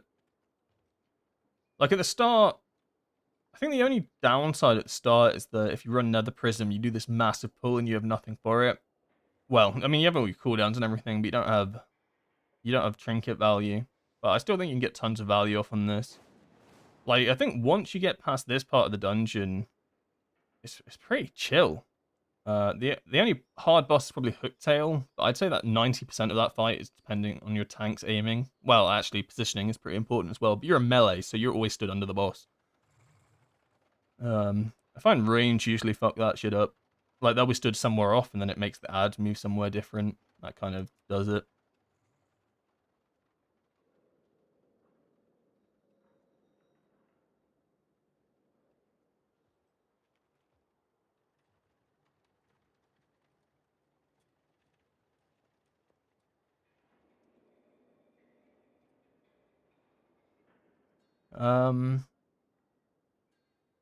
Yeah, I think Gambit's pretty chilled. It's quite a fast one as well.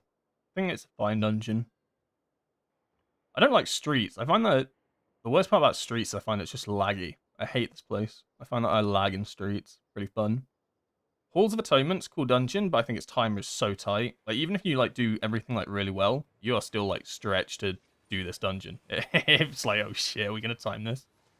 Echo Dome, I think, is probably the easiest dungeon in the rotation. It's just kind of chill. Arakara, I think that dependent on if your tank is crazy or not, you deplete the key in 10 seconds. If he pulls the entire room here, and you're running not enough players to interrupt, it's over. Your key is bricked. So that's always fun. Otherwise, chill dungeon. Yeah. Dawnbreaker. I hate Dawnbreaker this season. I could actually rant about Dawnbreaker for 10 minutes straight, but this dungeon came back buggier than it was before. Like the bugs weren't even that bad in season 1. They were a little bit annoying. Every time I do this dungeon, something fucking different happens. Sometimes the 2 boats aren't here for certain players. Players can't see these boats. Sometimes, like, the other day, I was fighting in here, and they shoot off the black harvest or whatever, and it puts the circles on the floor. The circles didn't spawn, but they shot out the ability, so it was invisible circles. Got 1 shot. Good job. Slicing winds on the boat. Sometimes it works, sometimes it doesn't. Whirling Dragon Punch. Sometimes it works, sometimes it doesn't. Pop a Transcendence, it fucking flies off. Pop a Warlock Portal, it flies off. This dungeon's so crazy, I hate it. But, yeah. it's so bad.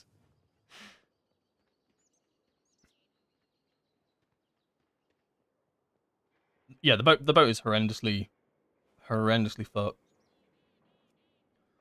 Alright, we'll do my 14. Why not? Let's see what 14 is all about.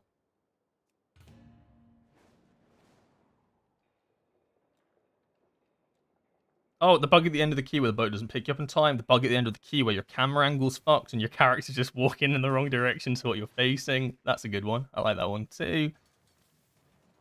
It just doesn't make sense how it got even worse.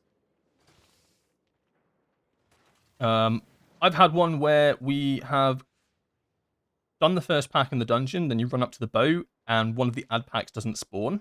That was a good one. So you know how, like, 2 ad sets of 3 spawn? We got the first one that spawned, the second one didn't spawn. That was a good one. That was cool. Good job, Blizzard.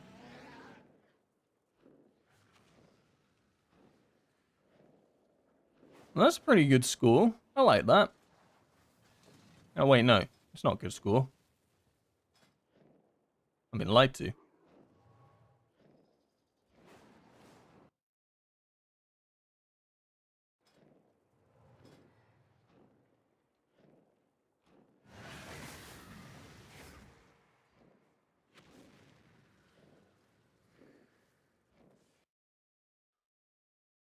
Not much interest in the 14 Gambit. I thought this would be quite popular.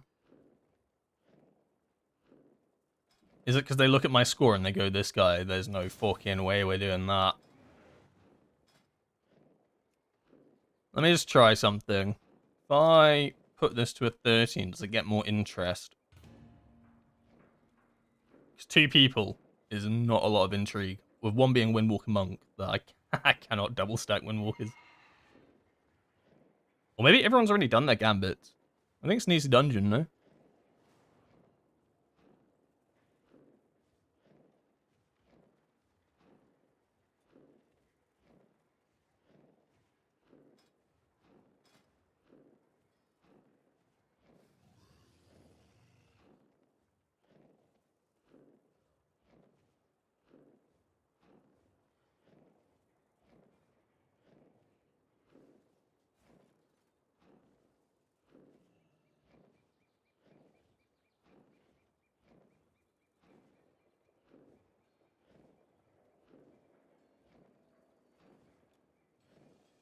I'm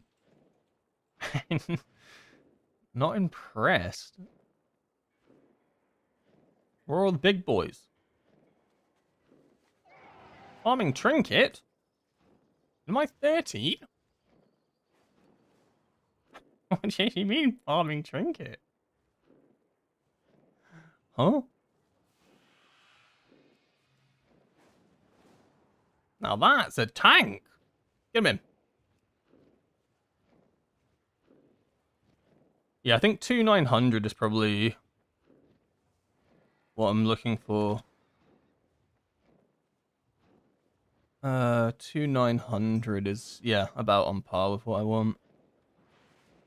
How's Ret? I've heard they're in bad times. Oh, they're pretty good. No, they're not. Get the Ret in. Fuck it. Get him in. That's CR. We like CRs. I think they're pretty good in dungeons anyway. Atrocious in raid, but good in dungeons. Good morning. What's my current eye level? I am 713.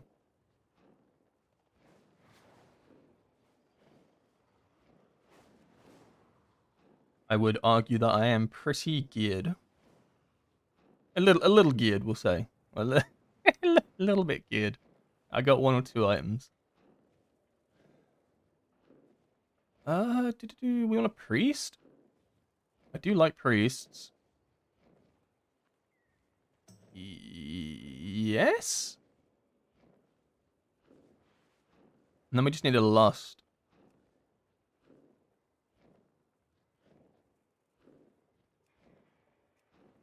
Let's wait for a big boy. We'll get a big boy.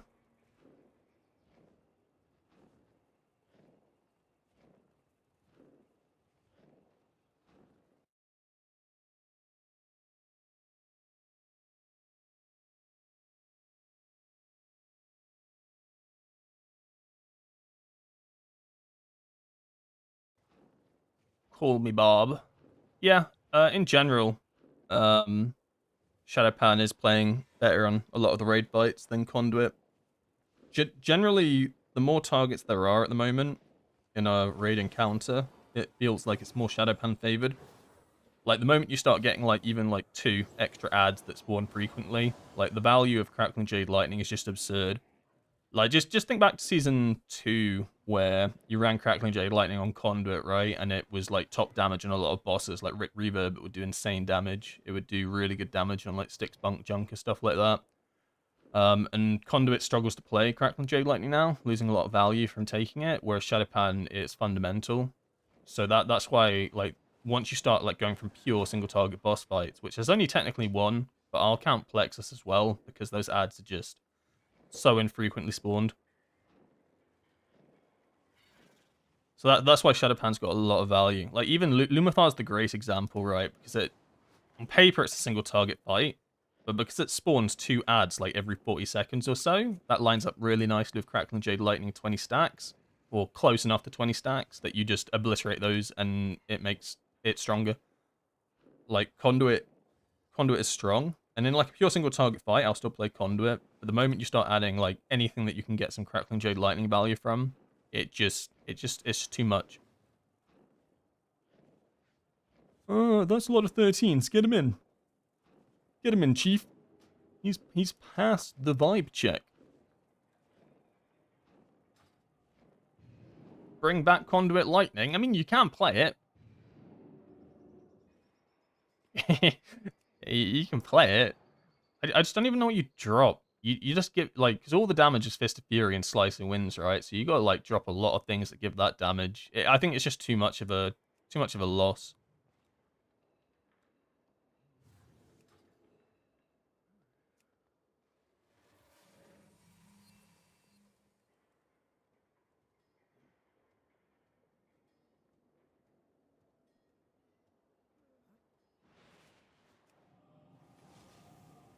It's not optimal. No, it's not optimal, but it is playable.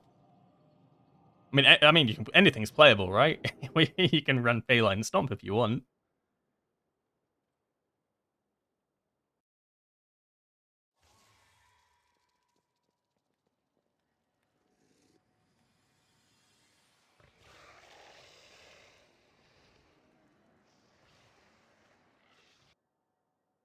With the addition of those new talent points in Midnight, I have hope. Yeah, I haven't really looked into those. What are they doing? They're adding like an extra 5 or something to the class trees, and then they're adding like Apex talents or something. I fuck it. Okay. Oh. I'll drop it. I'll drop it. I forgot to drop my key.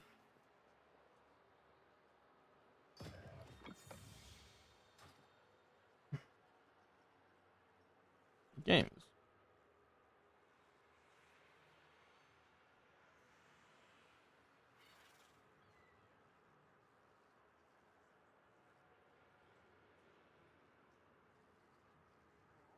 All right. I've coerced these people into doing my 14. This is how you do. This is how you trick people into doing keys. You queue it up as something, forget to deplete it, and then just be like, "Well, we're all here anyway." I mean, shit, we're all in the room. Let's just do it. Second boss is a bitch. I believe it. Hooktail is probably pretty terrifying, to be honest. All right, let's try this 14. I haven't done a 14 in a while. I'm sure it'll be fine. What's the worst that could happen? Getting one shot by a Murloc? I'll be fine.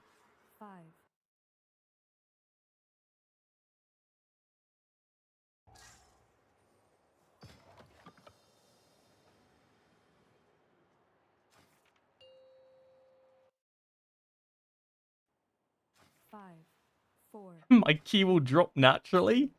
1. That's fucked up, but also very true.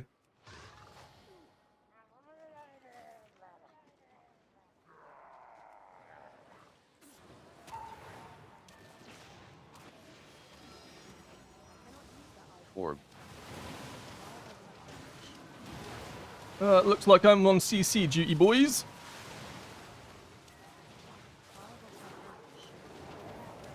No one warned me. Orb. I think we're gonna need a few more people on CC duty, I'll be honest. I don't mind taking the mantle of CC though. Orb.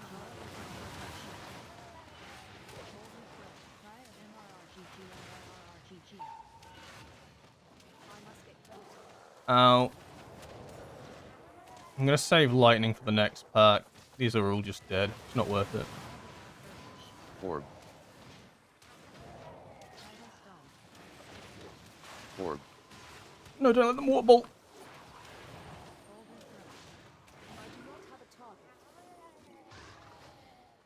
Alright, what we doing here? Alright, we are going big.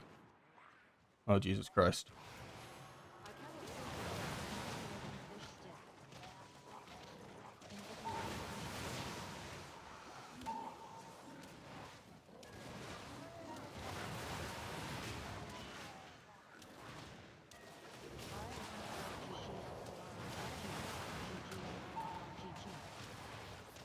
Orb. I swear to God, Nether Prism like adds like an extra layer of like fear into my gameplay.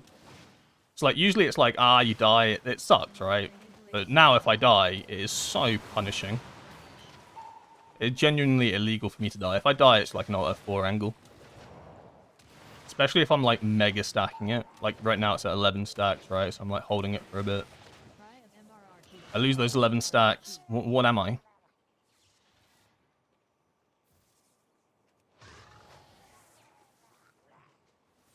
What are we doing here then?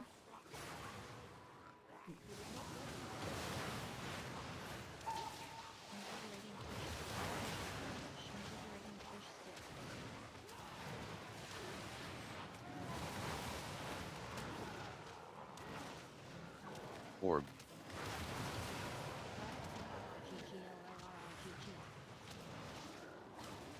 Orb. Nothing more satisfying, ow, than just nuking down these. I love big pools. Like, the rest of the dungeon's a little bit slower, but like the start of this dungeon is just so satisfying.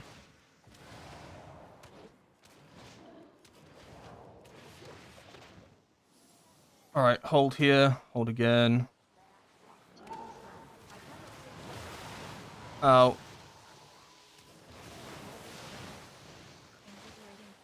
I just sent out a 0-stack crackling. My brain just broke. I'm pretty sure I just sent out a 0-stack crackling Jade Lightning.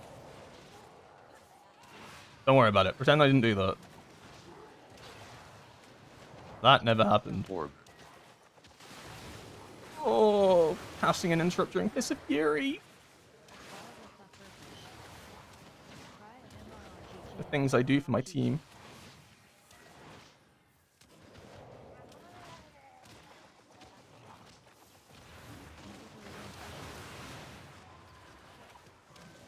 Genuinely, nothing sucks more than casting an interrupt during Fist of Fury.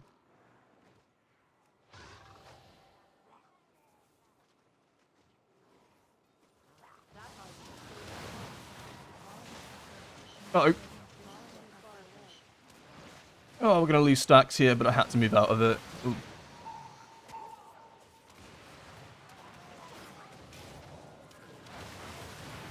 Orb. That did suck a little bit. So I would have got like really good flurry strikes out there, but it was a double circle. I would have just died for it.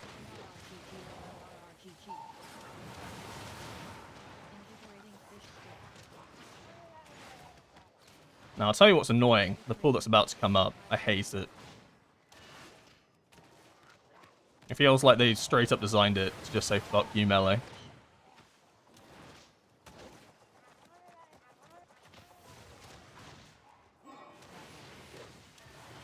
Orb.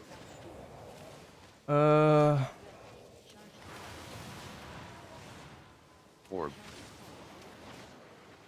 Are we just pulling... Okay, it looks like we're just doing these two. So in that case, I'm just going to send out the lightning. I thought we might go down, but it looks like we're just doing 2-2.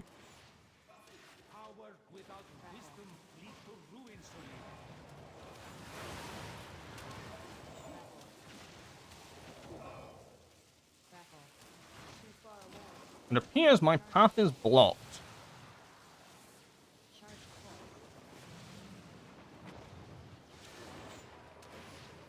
Hey, thank you for the follow, Ruthless Welshie. Appreciate it. Ah, I'm not saving for the boss. That feels illegal.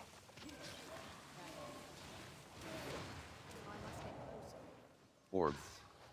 See how you are. Against the might of the Titan.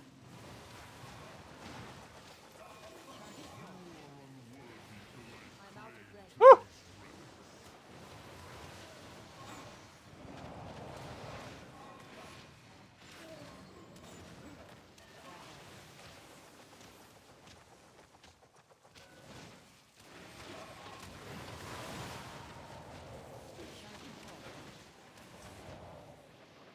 Orb. Orb. Orb. Holy shit, orbs. Why are they all spawning now? Why do the orbs always spawn when things die? Like, what am I doing with my crit right now? Nothing.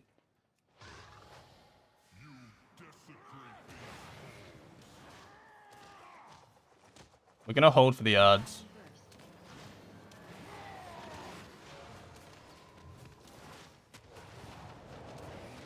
Orb.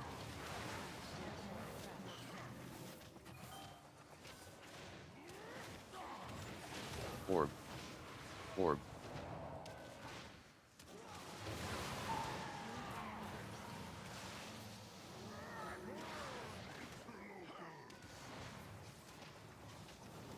Should have tried stacking them up a bit more. Orb. I should have knocked one of them into the other. So that was pretty bad. I didn't really hit any of them with anything. We'll do that next time. I'm just gonna hold again for the ads. 'Cause they need to die.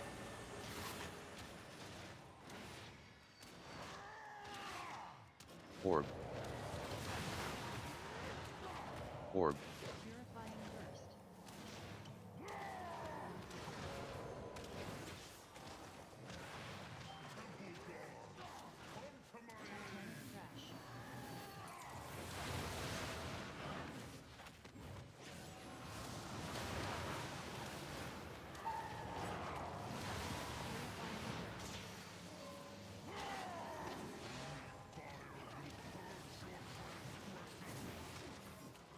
Um.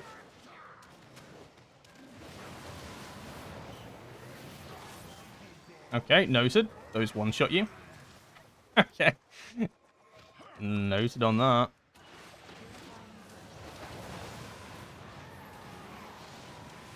God, I wish we had a DK.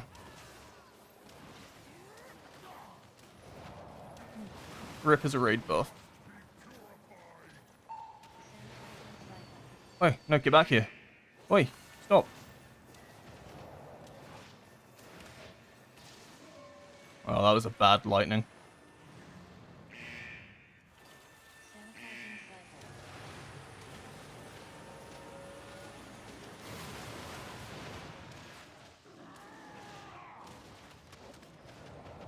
Orb.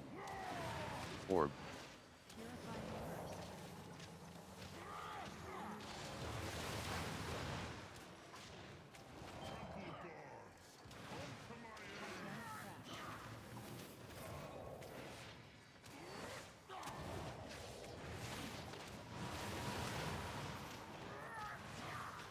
Orb. Purifying burst. Orb.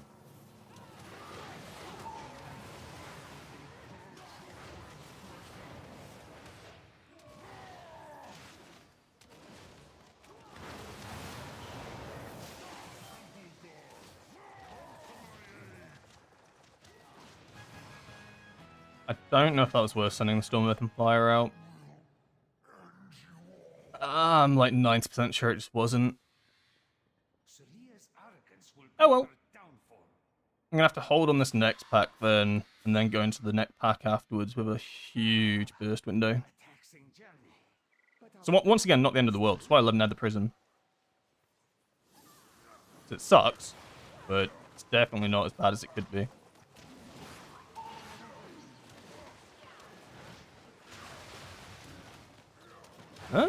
Orb.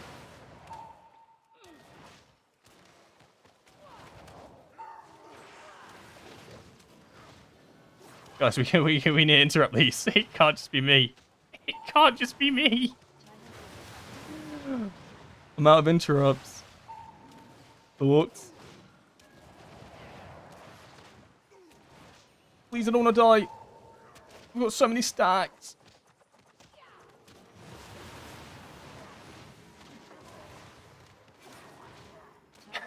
I had so many stacks. Orb.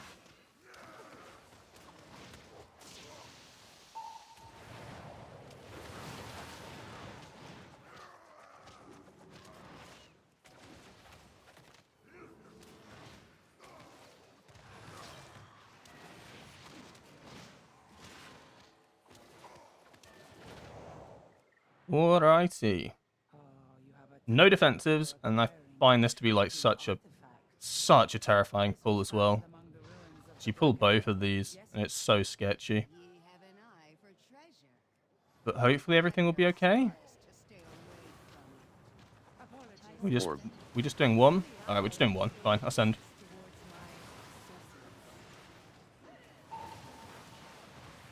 lot meddle with the wrong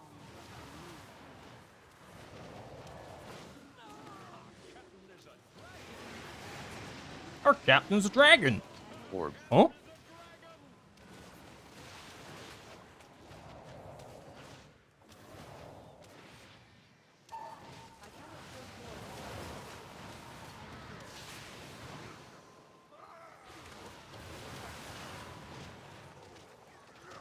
Orb. Orb.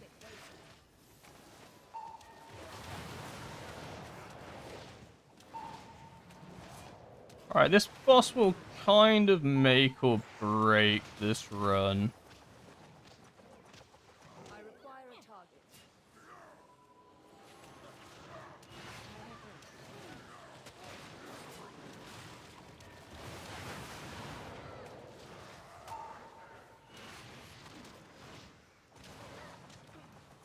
I have no interrupts left. Orb.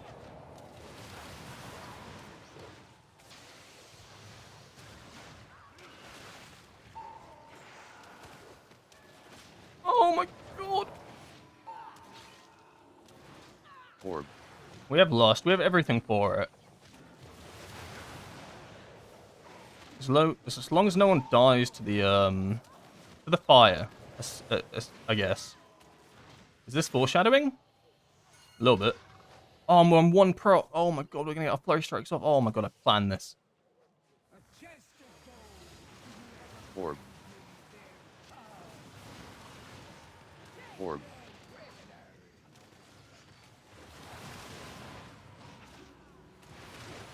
Our captain's a dragon.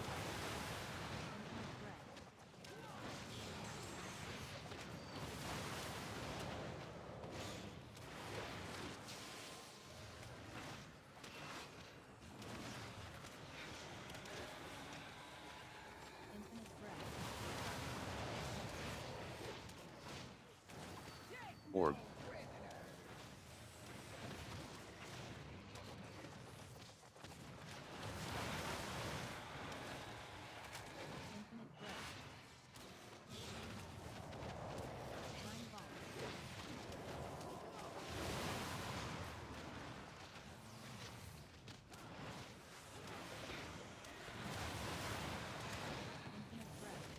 Orb.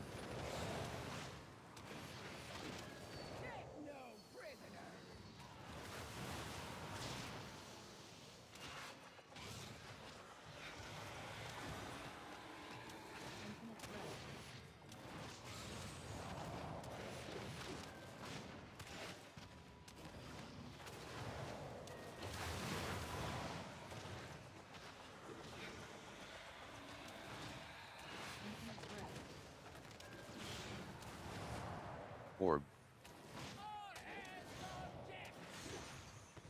Holy shit, he looks so lucky.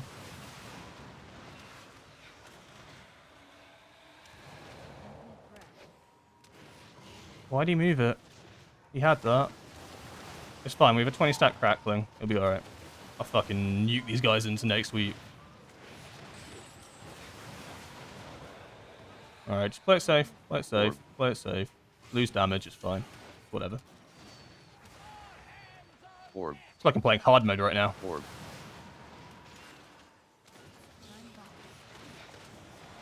Yeah, I think he had it. I swear he had it. Oh shit.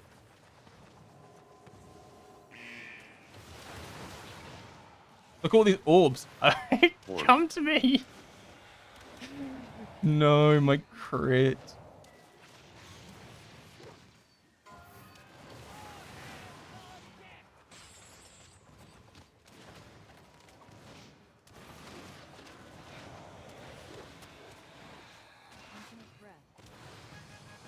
Nice. Good hooktail. I got scared when I saw the priest get almost one shot. It must have got hit. Surprised it survived, honestly. I don't expect you to survive from getting hit by that. And I was a little bit worried when we didn't hit all the guys, but we had so much damage. Now we just need to pull, if we pull this slow, we'll be fine. We just don't have to do anything stupid here. Which is exactly why we're gonna go do something stupid here. Fuck it.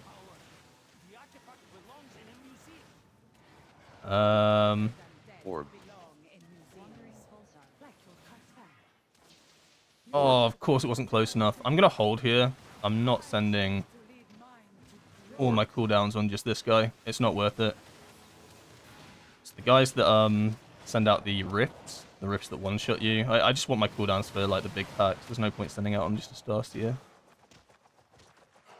Is Conduit playable, or does it just suck? No, I think Conduit's great. I just think Shadowpan's better in M+ at the moment.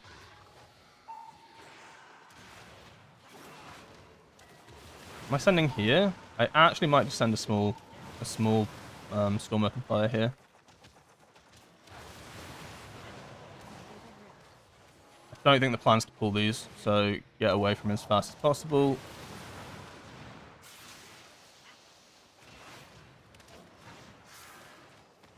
I'm gonna kill this guy now.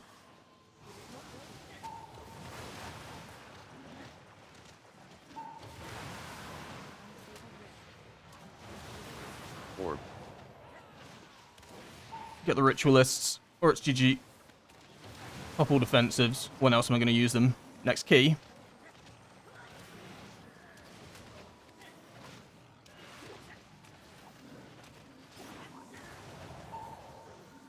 Ah, yeah, we're balling. This is free.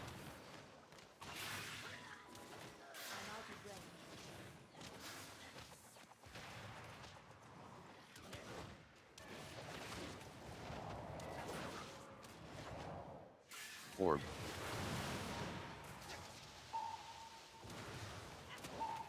Orb. Thank you, Chameleon, for following. Appreciate it.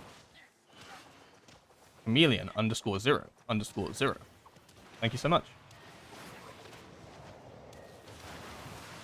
Now we're just going to save everything for the boss. Because albeit it not being the hardest boss in the dungeon, still a tough cookie. Orb. And I really don't like it when tanks tank the boss up by the stairs. If you've done this dungeon, you know. You've had tanks that either tank it here, or they tank it up by the stairs. I always find stairs to be... Oh, no, you... I pinged him, so he went over there. That's fair. That's understandable. I feel like the stairs are always so sketchy.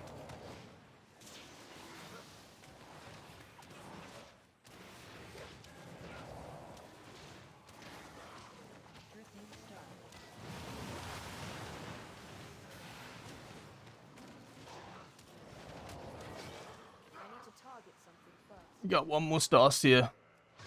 I'm going to send a Storm Method Fire out here, so I'm just not overstacking them. But I should be able to do this boss with, like, an 18 stack Nether Prism, which is kind of disgusting, actually. Orb.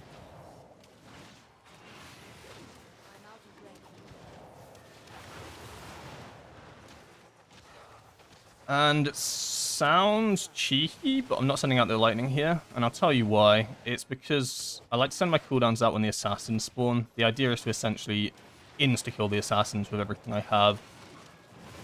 And I could tell you that it's because I like to make sure that there aren't threats in the area.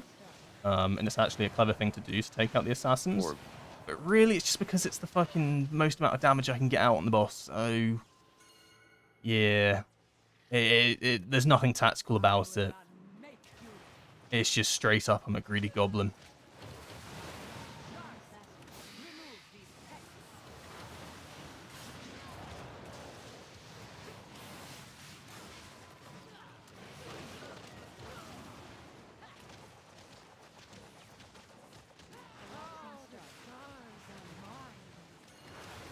Alright. Hopefully these two range characters have worked out how they're soaking this. I haven't really been paying attention. So we're kind of talking about it. I'm sure it'll be fine. That sounds like a not my problem. I'll be honest.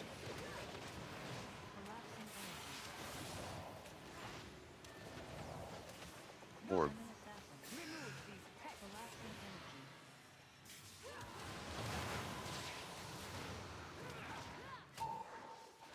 Orb.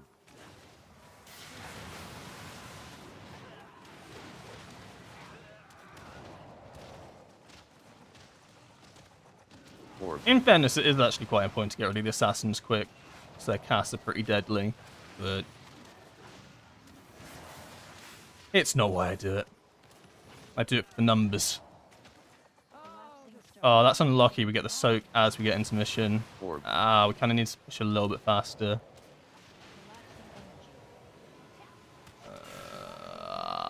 How bad is this?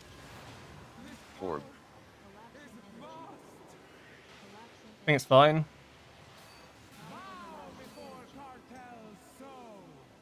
Feel good. Why don't I have an arrow on me? Oh, I do. It's just fucking see-through.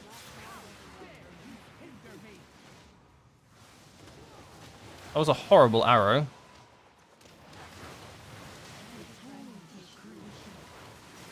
Alright, now it's called dodge. Orb. Can I dodge? You can dodge a wrench, you can dodge a ball.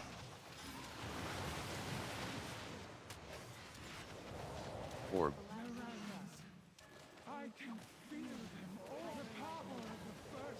Alright, now the ranged have to do stuff that I don't have to deal with because I'm a melee player. Probably worth a defensive here though.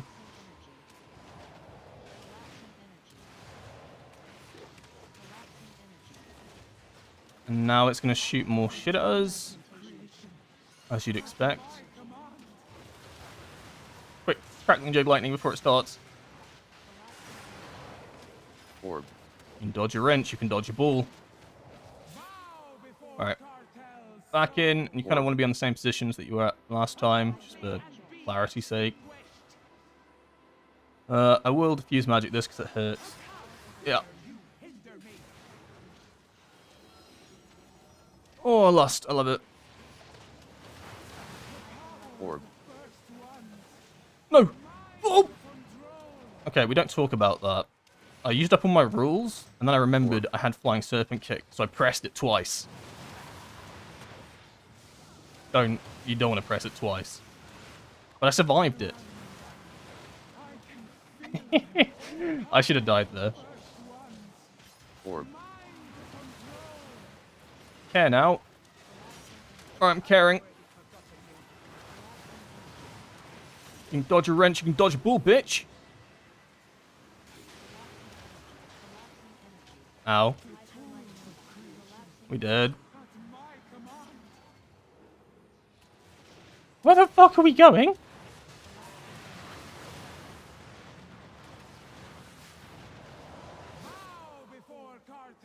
What the fuck is going on?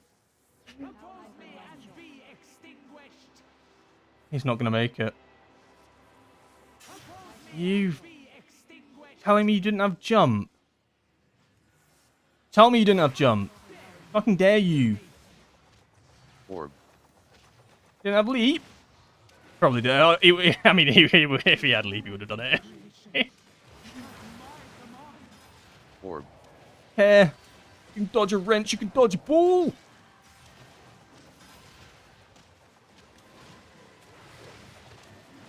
Oh, this boss is so fucking dead on my screen.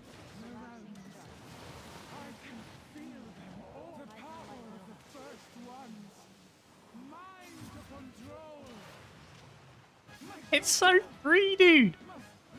I wasn't scared at all when my healer was dead and I almost got one shot and then I watched my tank run in slow-mo. I am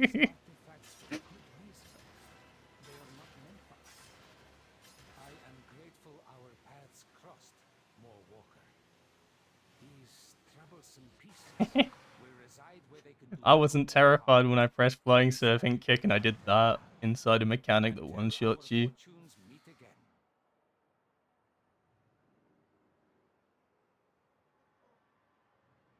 Do I always try to rig my flurry attack counter down to 1 for M+ in raid? Yeah, I do. The issue with raid is that it can easily get desynced. Like, I'll do it once before raid, right? Before I go in. But, like, it can get desynced for whatever reason, right? Maybe you die during a flurry strike. Maybe you flurry strike and your target dies and there's only one target or something at the time and you don't shoot them all out. So I'll do it once before a raid night, but then I'm not going to go back and just keep doing it because it's just kind of cringe. It's cringe to do, like, repeatedly, but also waste a lot of time for, like, prog and stuff like that. It's just not worth it. For an M+ dungeon, though, I will do it, because if I can try keep it at 1, it's pretty useful. And it can be quite good on opening pools and stuff like that. So yeah, I do. And it takes, like, I don't know, 20 seconds. It's really, yeah. But I won't, like, down a boss in raid on, like, a reclear or whatever, and then be like, alright, guys, I'm gonna go, I can go into the training dummy to make sure it's reset and stuff. Like maybe if you're going for a kill pull or something, and you know the next pull is going to be kill or something, it can be worth doing it. But it is a good amount of damage. It's like 1 or 2% damage or something like that. Like it is worthwhile to do, but you don't want to eat up into like loads of time. But yeah, I do, to answer your question. I just tuned in what we're talking about. We were just talking about setting up your flurry strikes. I can show you what I mean by that. Before an M plus dungeon or before a raid, you essentially, because you shoot out 10 flurry strikes, after the 10th one sent out, that's when you'll like proc your buff, right? If that makes sense. So let's say you proc the mastery buff after your 10th flurry strikes come out. That's when you proc it. But what like is really valuable to do is to have that proc as early as possible, because then essentially like all your flurry strikes have basically, not been powered up. But the most important one is the shadow one. That's all we really care about.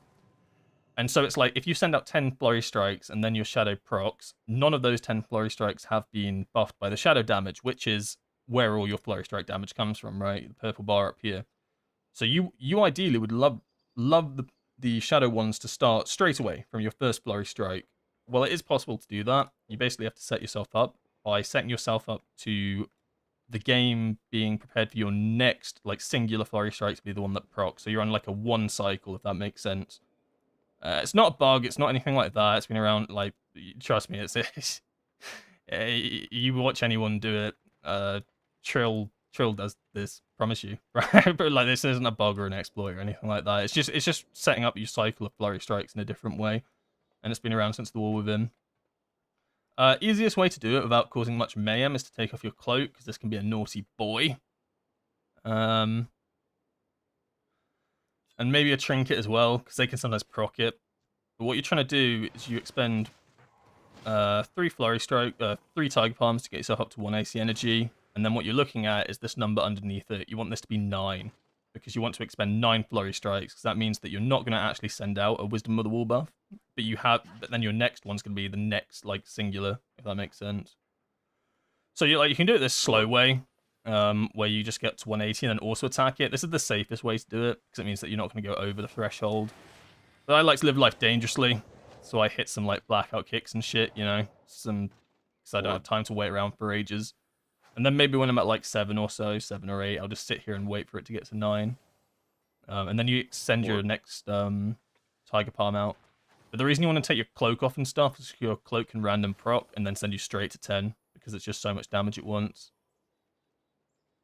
So it is a little bit slow if you do it this way. So you see I hit 9, instantly Tiger Palm. Now my cycle's on 1.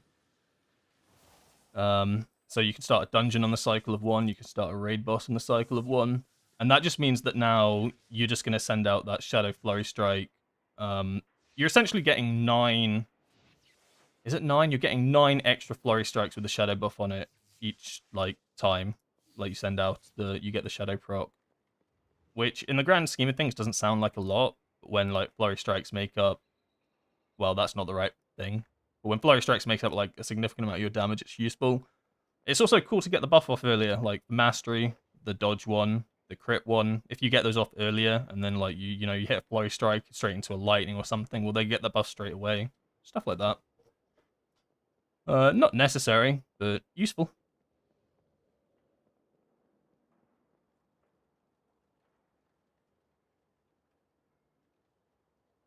I'm guessing 4 sets massive for Shadowpan? Yeah. It's massive for Conduit as well, but I'd actually say that it's bigger for Shadowpan than it is for Conduit. I think with the 2 set for Conduit, you can still play Conduit, but it feels really sluggish and like slow and like you really need the haste value from it. However, the Shadowpan one, if you aren't sending out like, if you don't have the 120 energy thing, where you're sending out Flurry Strikes every 120 energy just during Storm Earth and Fire, it just feels like you're not even playing the I guess the spec how it should be played, or the hero talent how it should be played. So that's where all the damage comes from. Like, it's all Flurry Strikes, but how do you get the Flurry Strike damage? Well, it's because of the 4 set. So I'd say that, like, Shadowpan suffers a lot more from not having the 4 set than Conduit does. Although they're both extremely bad with just the 2 sets.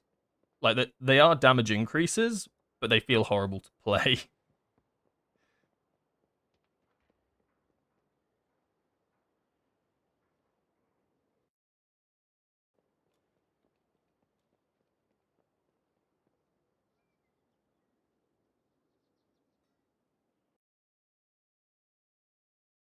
There's no melee that has a worse perception than us, and it's not even close.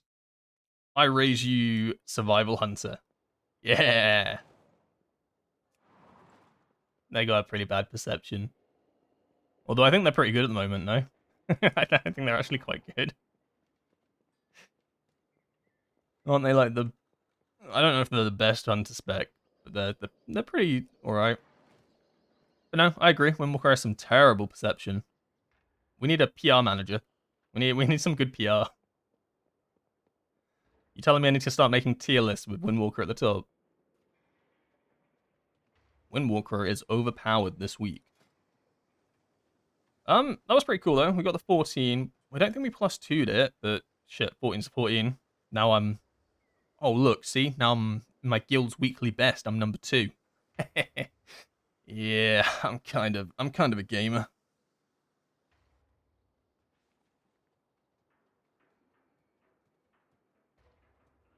Is it correct if I play Shadowpan Slicing Wind 2-minute build, I don't need as much haste like the regular Shadowpan build without Slicing Winds? I think they need the same amount of haste, I'll be honest. But I think... Like, these are my stats right now. I'd run the exact same setup for the both builds, right? Where's Narcissus? It's useful here, but I don't have it on. Like, haste and mastery... I'll take out this pot. This pot's not very useful. Like, I'm running 16,000 haste and 20,000 mastery right now, so my haste isn't even that high, to be honest. But I think the, like, thing that's, like, kind of out of the box is that I have a fair bit of versatility, like 8,000, which is... I mean, it was higher before, but I've got a lot of mastery and still a fair bit of versatility, and then crit comes from the trinket, right? But natural versatility is pretty good as well, but you still want mastery and haste to be the top. But this just comes out as my strongest combination of stats right now for it. So... I feel like it's easier to keep uptime with stacks and stuff, like guaranteed like AOO against all odd stacks and stuff. It's easier to play with more haste, but you still want things like mastery, crit and burst so that your actual things actually hit hard, right? Like haste is useful for the flow of things, but it's not like versatility is surprisingly high. Like I didn't think versatility would be like sat up where it is now. It's 9,000 now. Why'd that increase? Don't worry about it. I actually have no idea. I thought it was a pot. I don't have my flask on. Shit. I just gained versatility from thin air. That's pretty cool. Yeah, you can see like versatility, like it's not too far behind these two. And mastery's still pretty high up there. But it is still haste mastery. But there's like no set numbers. Like I get asked like what's our like cap on haste and what's our cap on mastery and stuff, and then it's a sucky answer. But it is just when the Sims tell me that I have enough, you know? Like, when the Sims tell you that you have enough, they tell you to start putting stuff into crit, or they start telling you to put stuff into versatility. Like, there's no fixed number right now. Maybe once we have, like, the Turbo Boost event, and our stats are just absolutely insane, because we're all, like, 640, or whatever they want to put us up to eventually. Will it be 640? 630? Yeah, 630-ish? 640, I don't know. Maybe then we'll have some like numbers where it's like, okay, we're reaching like crazy percentages now. You probably want to cut out of that, but there is no fixed number for anything. And my stats change all the time. I'll sim all the time. Sometimes verse will be like nearer to haste. Like mastery is really high at the moment, which is surprising. I do what the Sims tell me.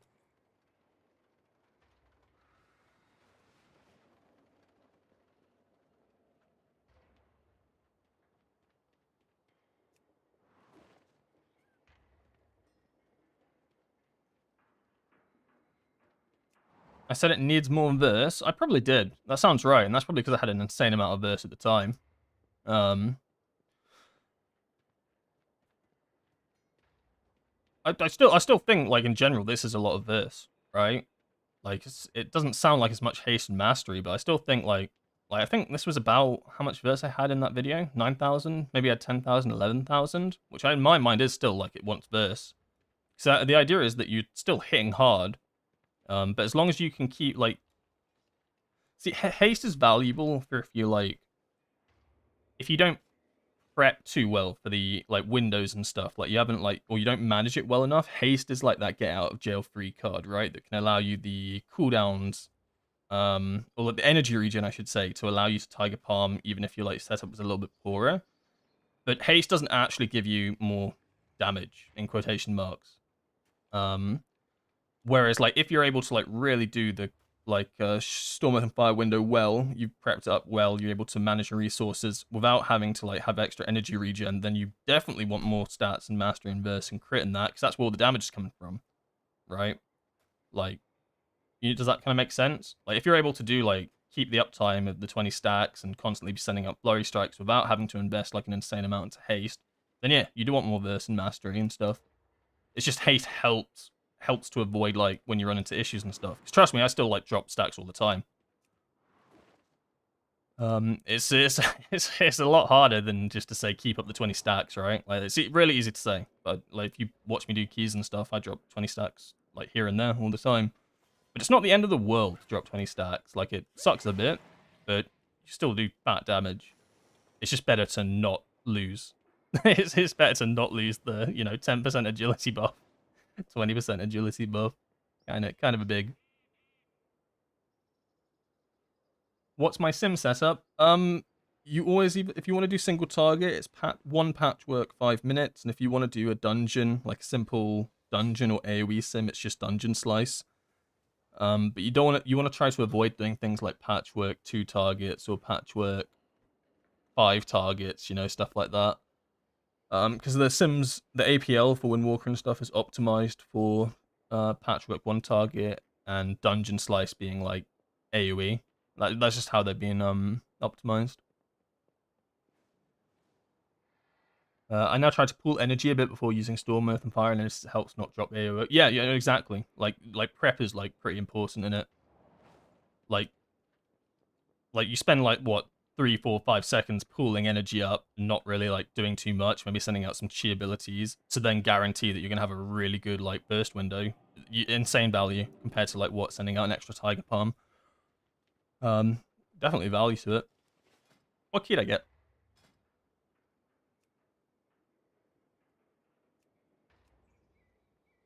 A 15 Echo Dome.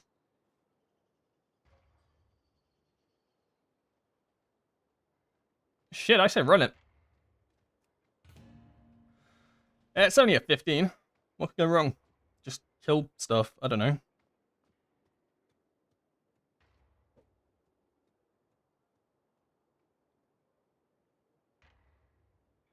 They are a 3 stack, which means they'll have a priority vote in an abandoned call. I don't like that. I don't like it when 3 people can just slash abandon.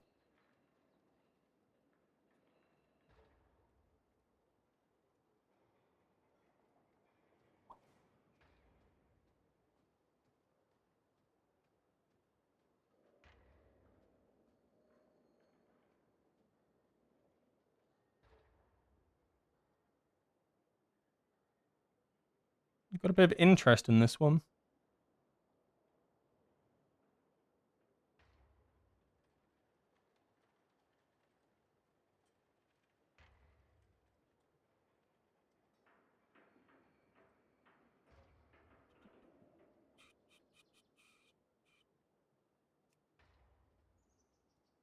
I don't know what to take. I've got I'm just too much choice.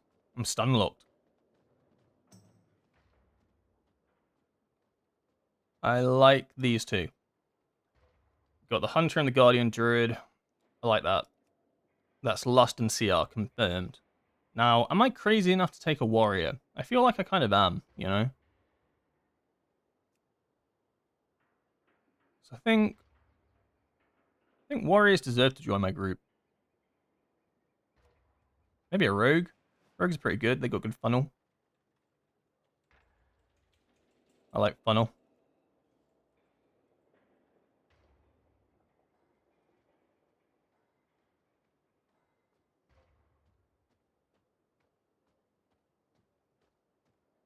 Fuck it, get him in.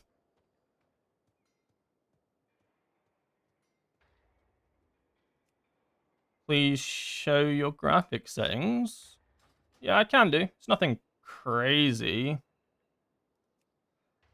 I just play on like 7. I don't play on anything insane. And then on raid, I literally just play on 5, right? Like,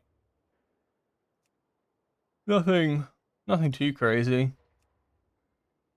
I don't know. I'd pretty much set up none of this myself, ish. I mean, I set up the FPS and stuff like that, but most of it I just did default. Yeah. Oh, we need a healer. We need a big heal.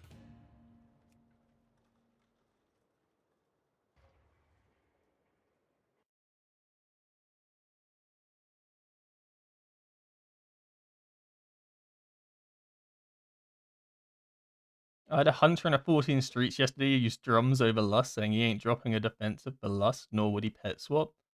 I thought they removed that. I thought, am I crazy? I thought they gave it so that hunters just had lust, like, without having to suffer. Or did they not do that? They did. Okay. Oh, that makes it funnier. That's kind of based. I'm not giving up a defensive for this shit. Oh, that's good. I like that.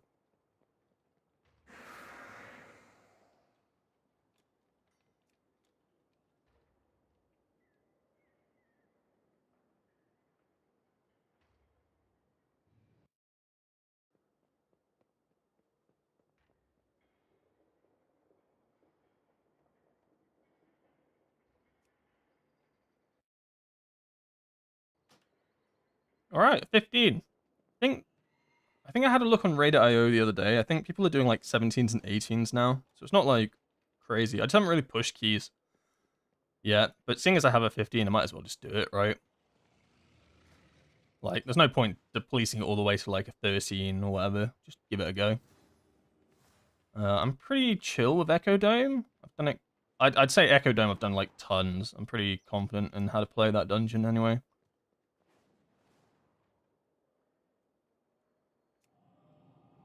I think most of the bosses in Echo Dome are pretty chill as well. I don't know how they are on a 15. I can imagine things like the javelins actually start to do damage. Actually start to, hurt. I just like not having affixes anymore. I didn't realize, like, this is a crazy take, right? But I actually think affixes make dungeons harder. Right, hear me out, yeah? In week 1, when these little orbs spawned that you had to pop, otherwise they buffed every target, suddenly, like, your entire group's having to send CC for these things, and then you'd have CC for the ads, and oh my god. I think if they added the affixes to, like, plus 12s onwards, it would actually make the dungeon harder. That is my hot take. Don't get me wrong, some of the affixes are really chill, like the balloon that goes behind you that you just walk into. Super chill affix. Some of the affixes, like the orbs that spawn, I guess maybe the dispel one. So some of them are like fucking horrible to deal with. They actually made the dungeons harder.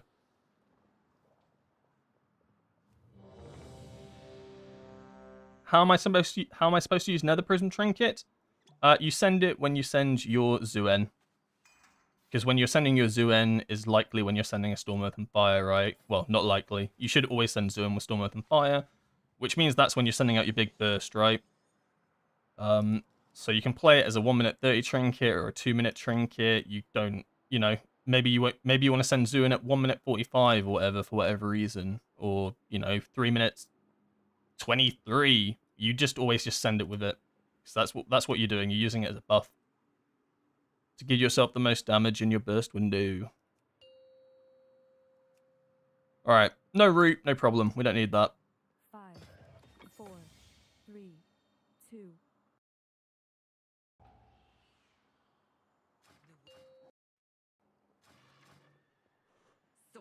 Five, 4, 3, 2. All right, the hardest part of this dungeon is jumping over this wall. And if I can successfully do that, we've timed it. Okay, good. We've timed the dungeon. With our defenses down, there is nothing to keep Orb. my people stand no chance.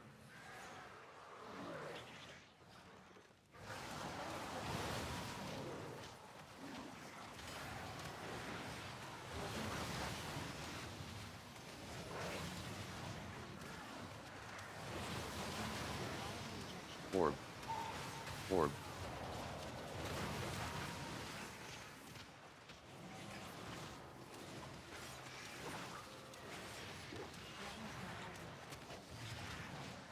Orb.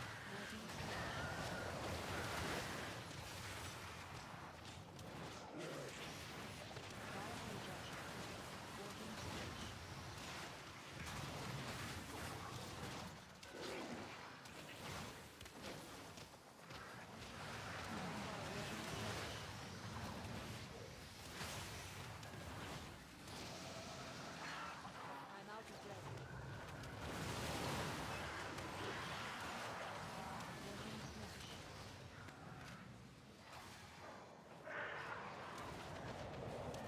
The devourers seem to be coming from the alley. Forging smash. Stop them at the source, so we can return our attention to source crime. Forging smash.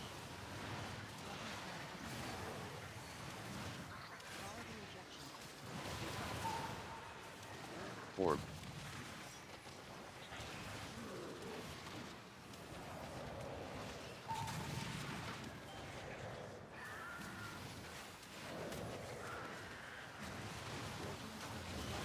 Orb.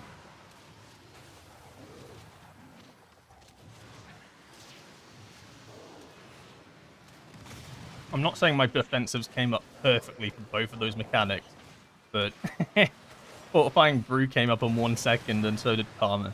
We can pretend that I pre-planned it, but that was like perfect. Also, I'm just saving cooldowns here for the boss.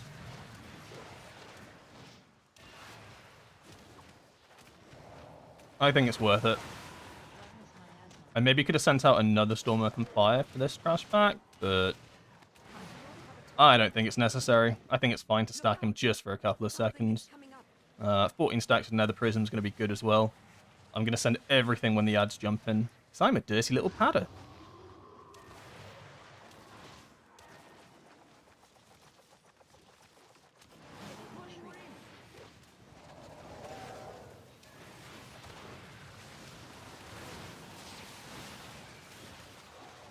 Lightning go burr.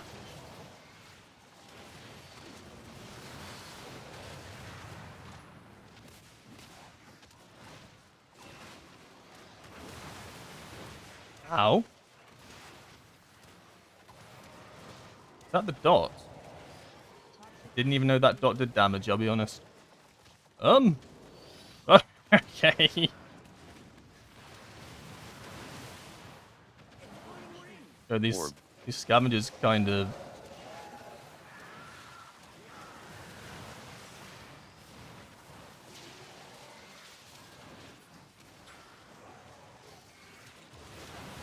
These scavengers still alive?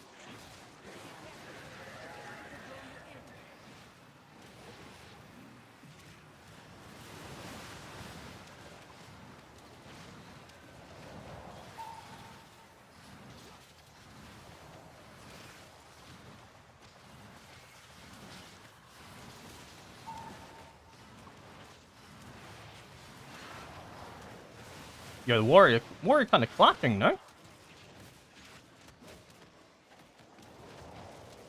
Giving me a run for my money.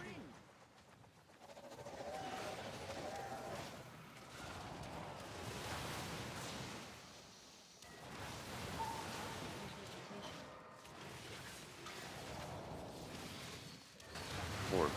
Yeah, it is a nasty dog. Orb. I'm gonna health pot that. I want to save Diffuse for the next trash pack. I'm also gonna save Zune for the next trash pack. Orb.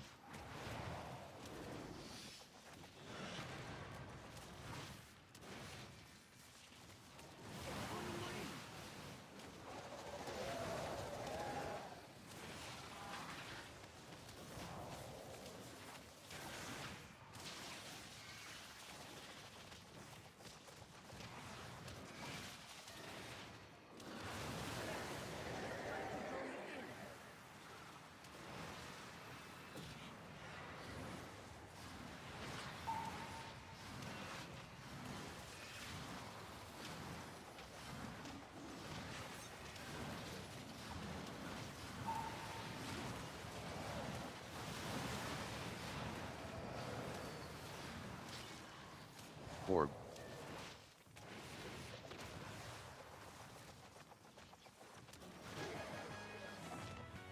Alright, so we're gonna have a pretty fully stacked, like insanely stacked Nether Prism for this. Zuin, Stormwolf and Fire. Probably Lightning as well. Just need to be careful we don't grab aggro here. And we have some good defenses rolling as well, or ready to roll, I suppose. Too far away. Marking tap.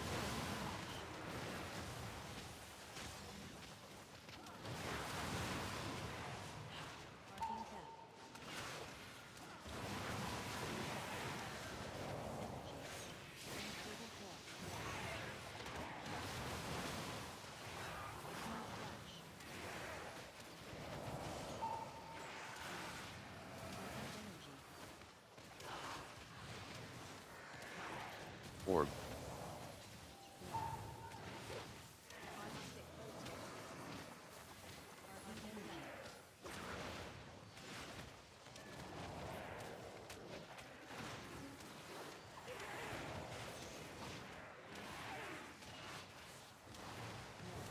Orb.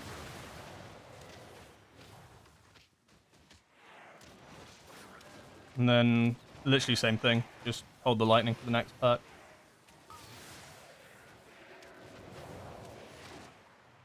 Maybe even save the Tiger Palm. Yes. Orb. Yeah. Or, not Tiger Palm. Flurry Strike, I should say.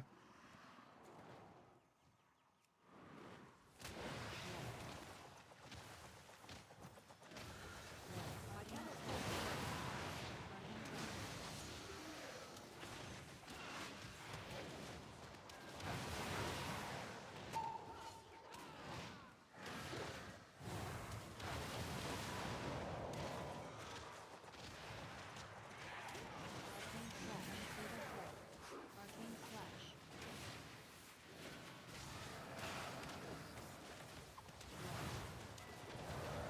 Why does the Sentinel hurt so bad? Orb. Actually fucking illegal, the damage the Sentinel does. Orb. Woo! Orb.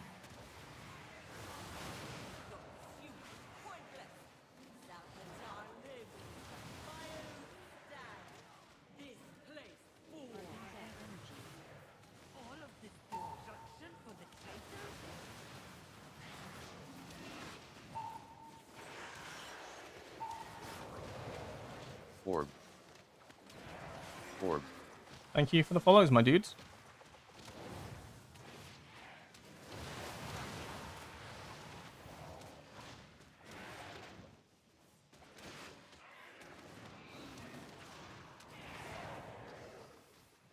Oh my god, please don't pull into the middle. I do not have any Orb. cooldowns for it. Marking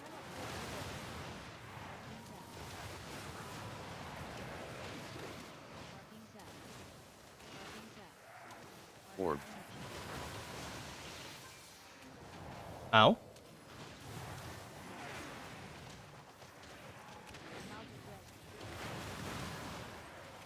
There's too many casters. Help. There's too much going on right now. Oh my god, what is going on? Orb. Marking tap.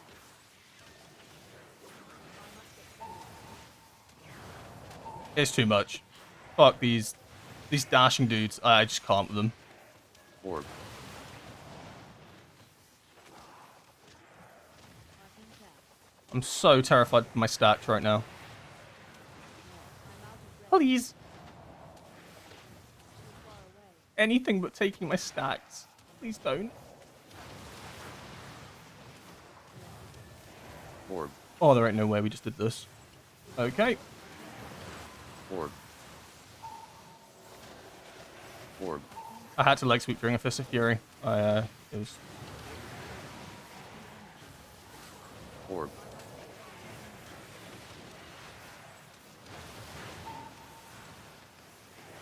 I'm terrified. Mr. Stark, I don't feel so good.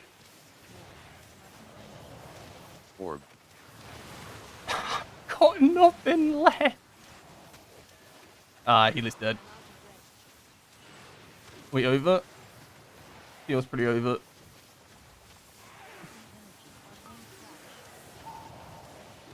Yeah. Wish you had lasted a little longer. I don't think you had to do that, Paul. I don't think you had to do that. Sparking energy. I think that was greedy.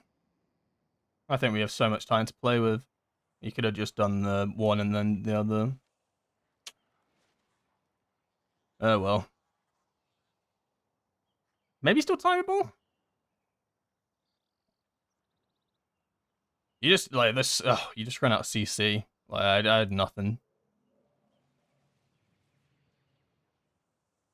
I think, like, if he was pulling this, I should just, but then you do want to pull stuff with the Sentinel, I suppose. Yeah, I mean, I get it, I get it.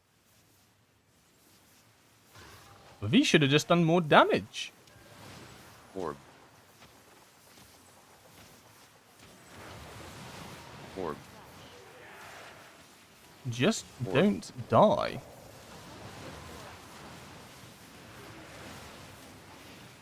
Orb.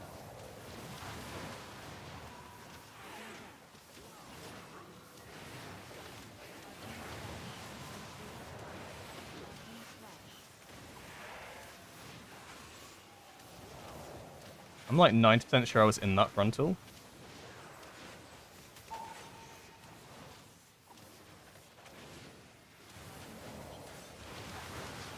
Orb.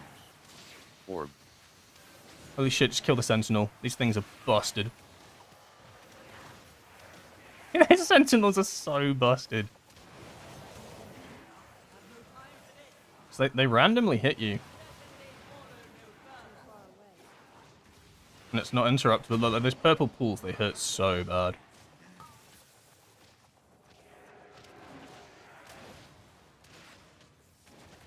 I think we'll be okay. Orb. We need to pull stuff into the boss, though. I'm aware of this. Wait. Where are you going, Chief? How much you pull him? Ward. Wait. Huh? I'm confused. He did say 1 Orb. second. That implies, like, he's chilling.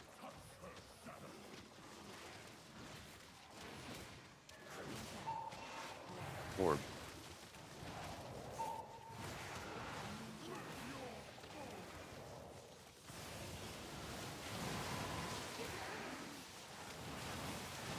Holy shit, these javelins need to die. They're so high health. Orb.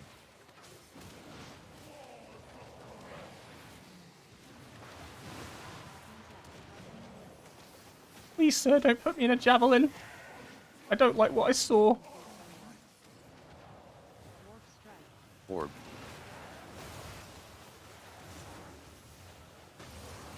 Warp strike.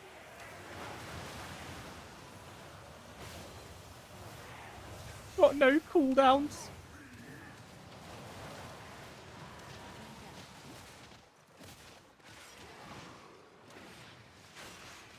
Well, I'll tell you what, it's a messy dungeon. Yeah, I should have bloodlusted this as well. It's a messy dungeon, that's for sure.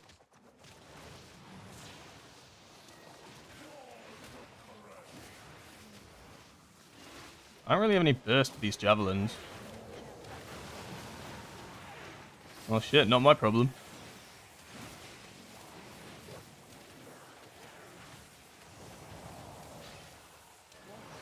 Orb.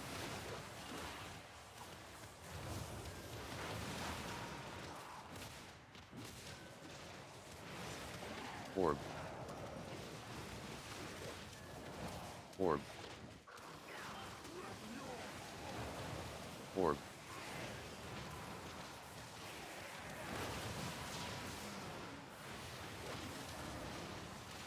Warp strike. I actually sent those javelins to the Shadow Realm. That was kind of crazy. they just disappeared. They're gone.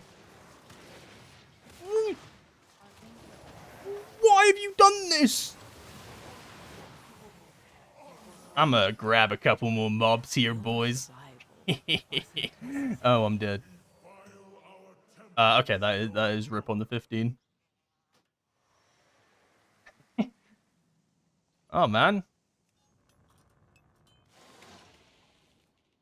shouldn't have he bit off a little bit more than he could chew, methinks.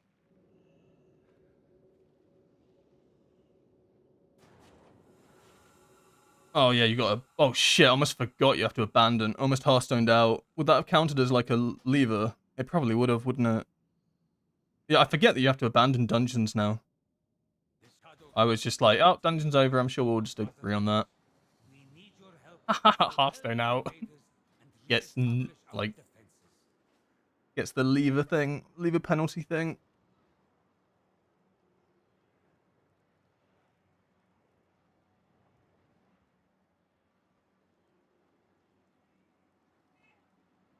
Is Windwalker Monk hard to play?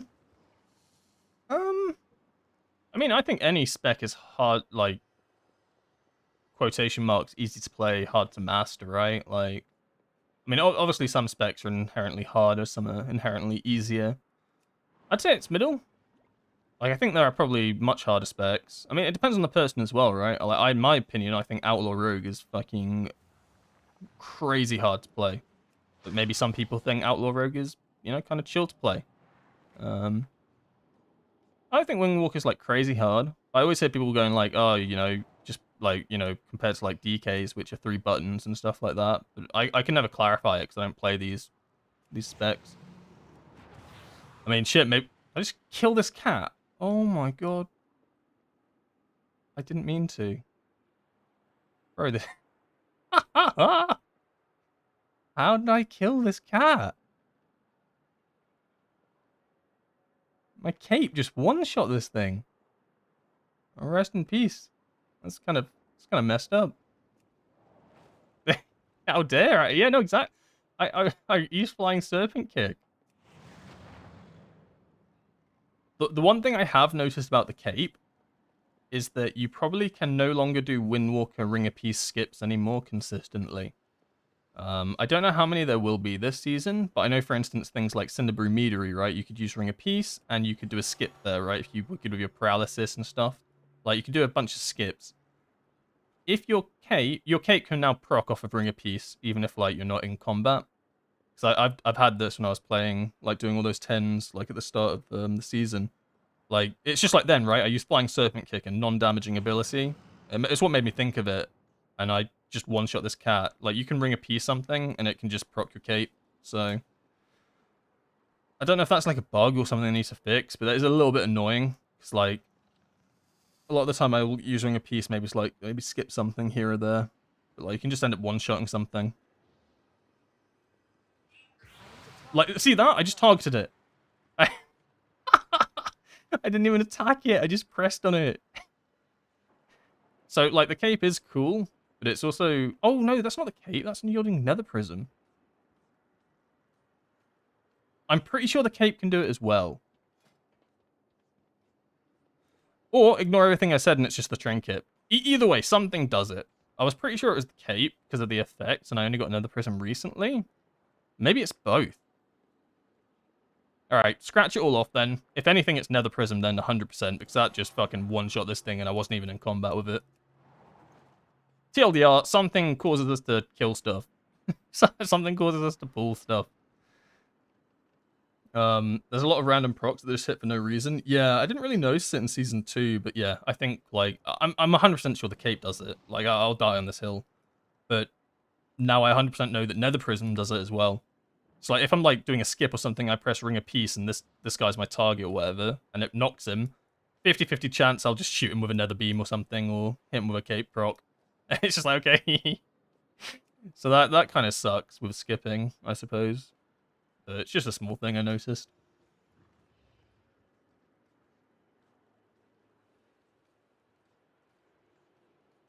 My tank trinkets will proc even though I'm just looking at it when it's supposedly getting hit by thing. It's really annoying because it'll put me in combat when I'm not even doing anything. Yeah, there's a lot of weird procs at the moment. Probably not very good for tanks though, because tanks do have to like tend to be like skipping and stuff. Like an inner demon lashing out. Yeah, I saw that cat. I mean, in fact, I'm going to find another one. I've had a taste now. I'm going to find a little pet. Where do they keep their cats in Tazavesh? I'm coming. This does not seem like the place where I'd find a cat. Oh, this is the main hut. I don't think I've been here. What do you give me? Ew, no. Ah, story quests? Absolutely not. I don't know why I'm hunting cats. If I was a Perkins, where would I be? Oh, target acquired. Did you die to ring a piece?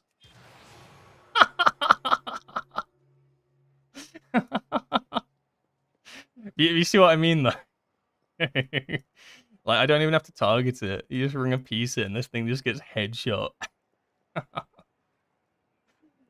Oh, that's funny. If I complete the story, I get a cool wallbound camp. I think I have. Oh, no, I have completed the story. I had to complete the story. I have been in there. I just don't.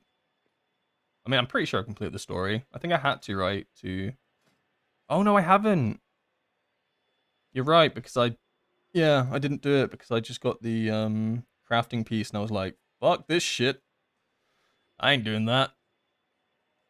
I saw the cutscene. You know, the end of raid cutscene. That's where the story finishes, you know? Decent cutscene.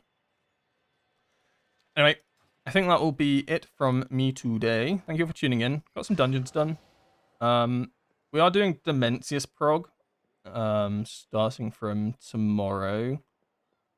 I haven't really streamed much raid prog, cause, like, as I said earlier, essentially, I can't really yap during it, and there aren't really any comms or anything like that, so I don't know how entertaining it is really to watch, like, cause there's, like, basically no one talking, and it's just raiding, which, like, I wouldn't, I wouldn't watch that shit, so, but I might just stream anyway, just cause it's the final boss, right, so it's kind of exciting, but just if you do tune into one of those, it's very different to an M+ stream or something like that. I can't yap because I basically distract myself and then I can't focus on what's going on.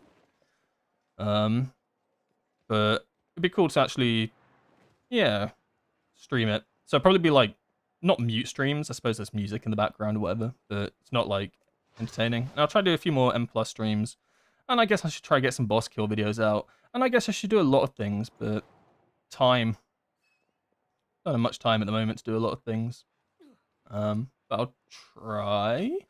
Question mark? Don't quote me on that. Oh, there's a cat in my scope. Target spotted.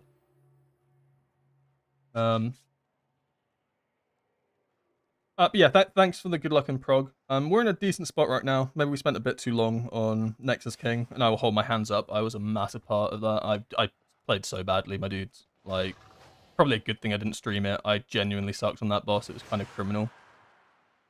But hopefully I pull it back on on Dementius and we finish this tier strongly. But yeah, we'll do some raiding tomorrow. So I'm just killing all the cats in this area. Oi, die. Oi. Huh? What was that? What was that? It just chooses its target. It doesn't care. It's just taking names. Anything. You live this time, cat. Oh, wait, you can pet it. Oh, that's kind of cute. I didn't realize you could pet these things. Cool. Oh, it's my friend now, so I can't hurt it. Oh, that kind of makes sense. Anyway, I'm going on a complete tangent here. This dude, though, this guy ain't my friend. Yeah. Alright, thank you for tuning in. Probably catch you tomorrow when I do Dementius, and then we'll go from there. Have a lovely Saturday and awesome Sunday. Catch you later.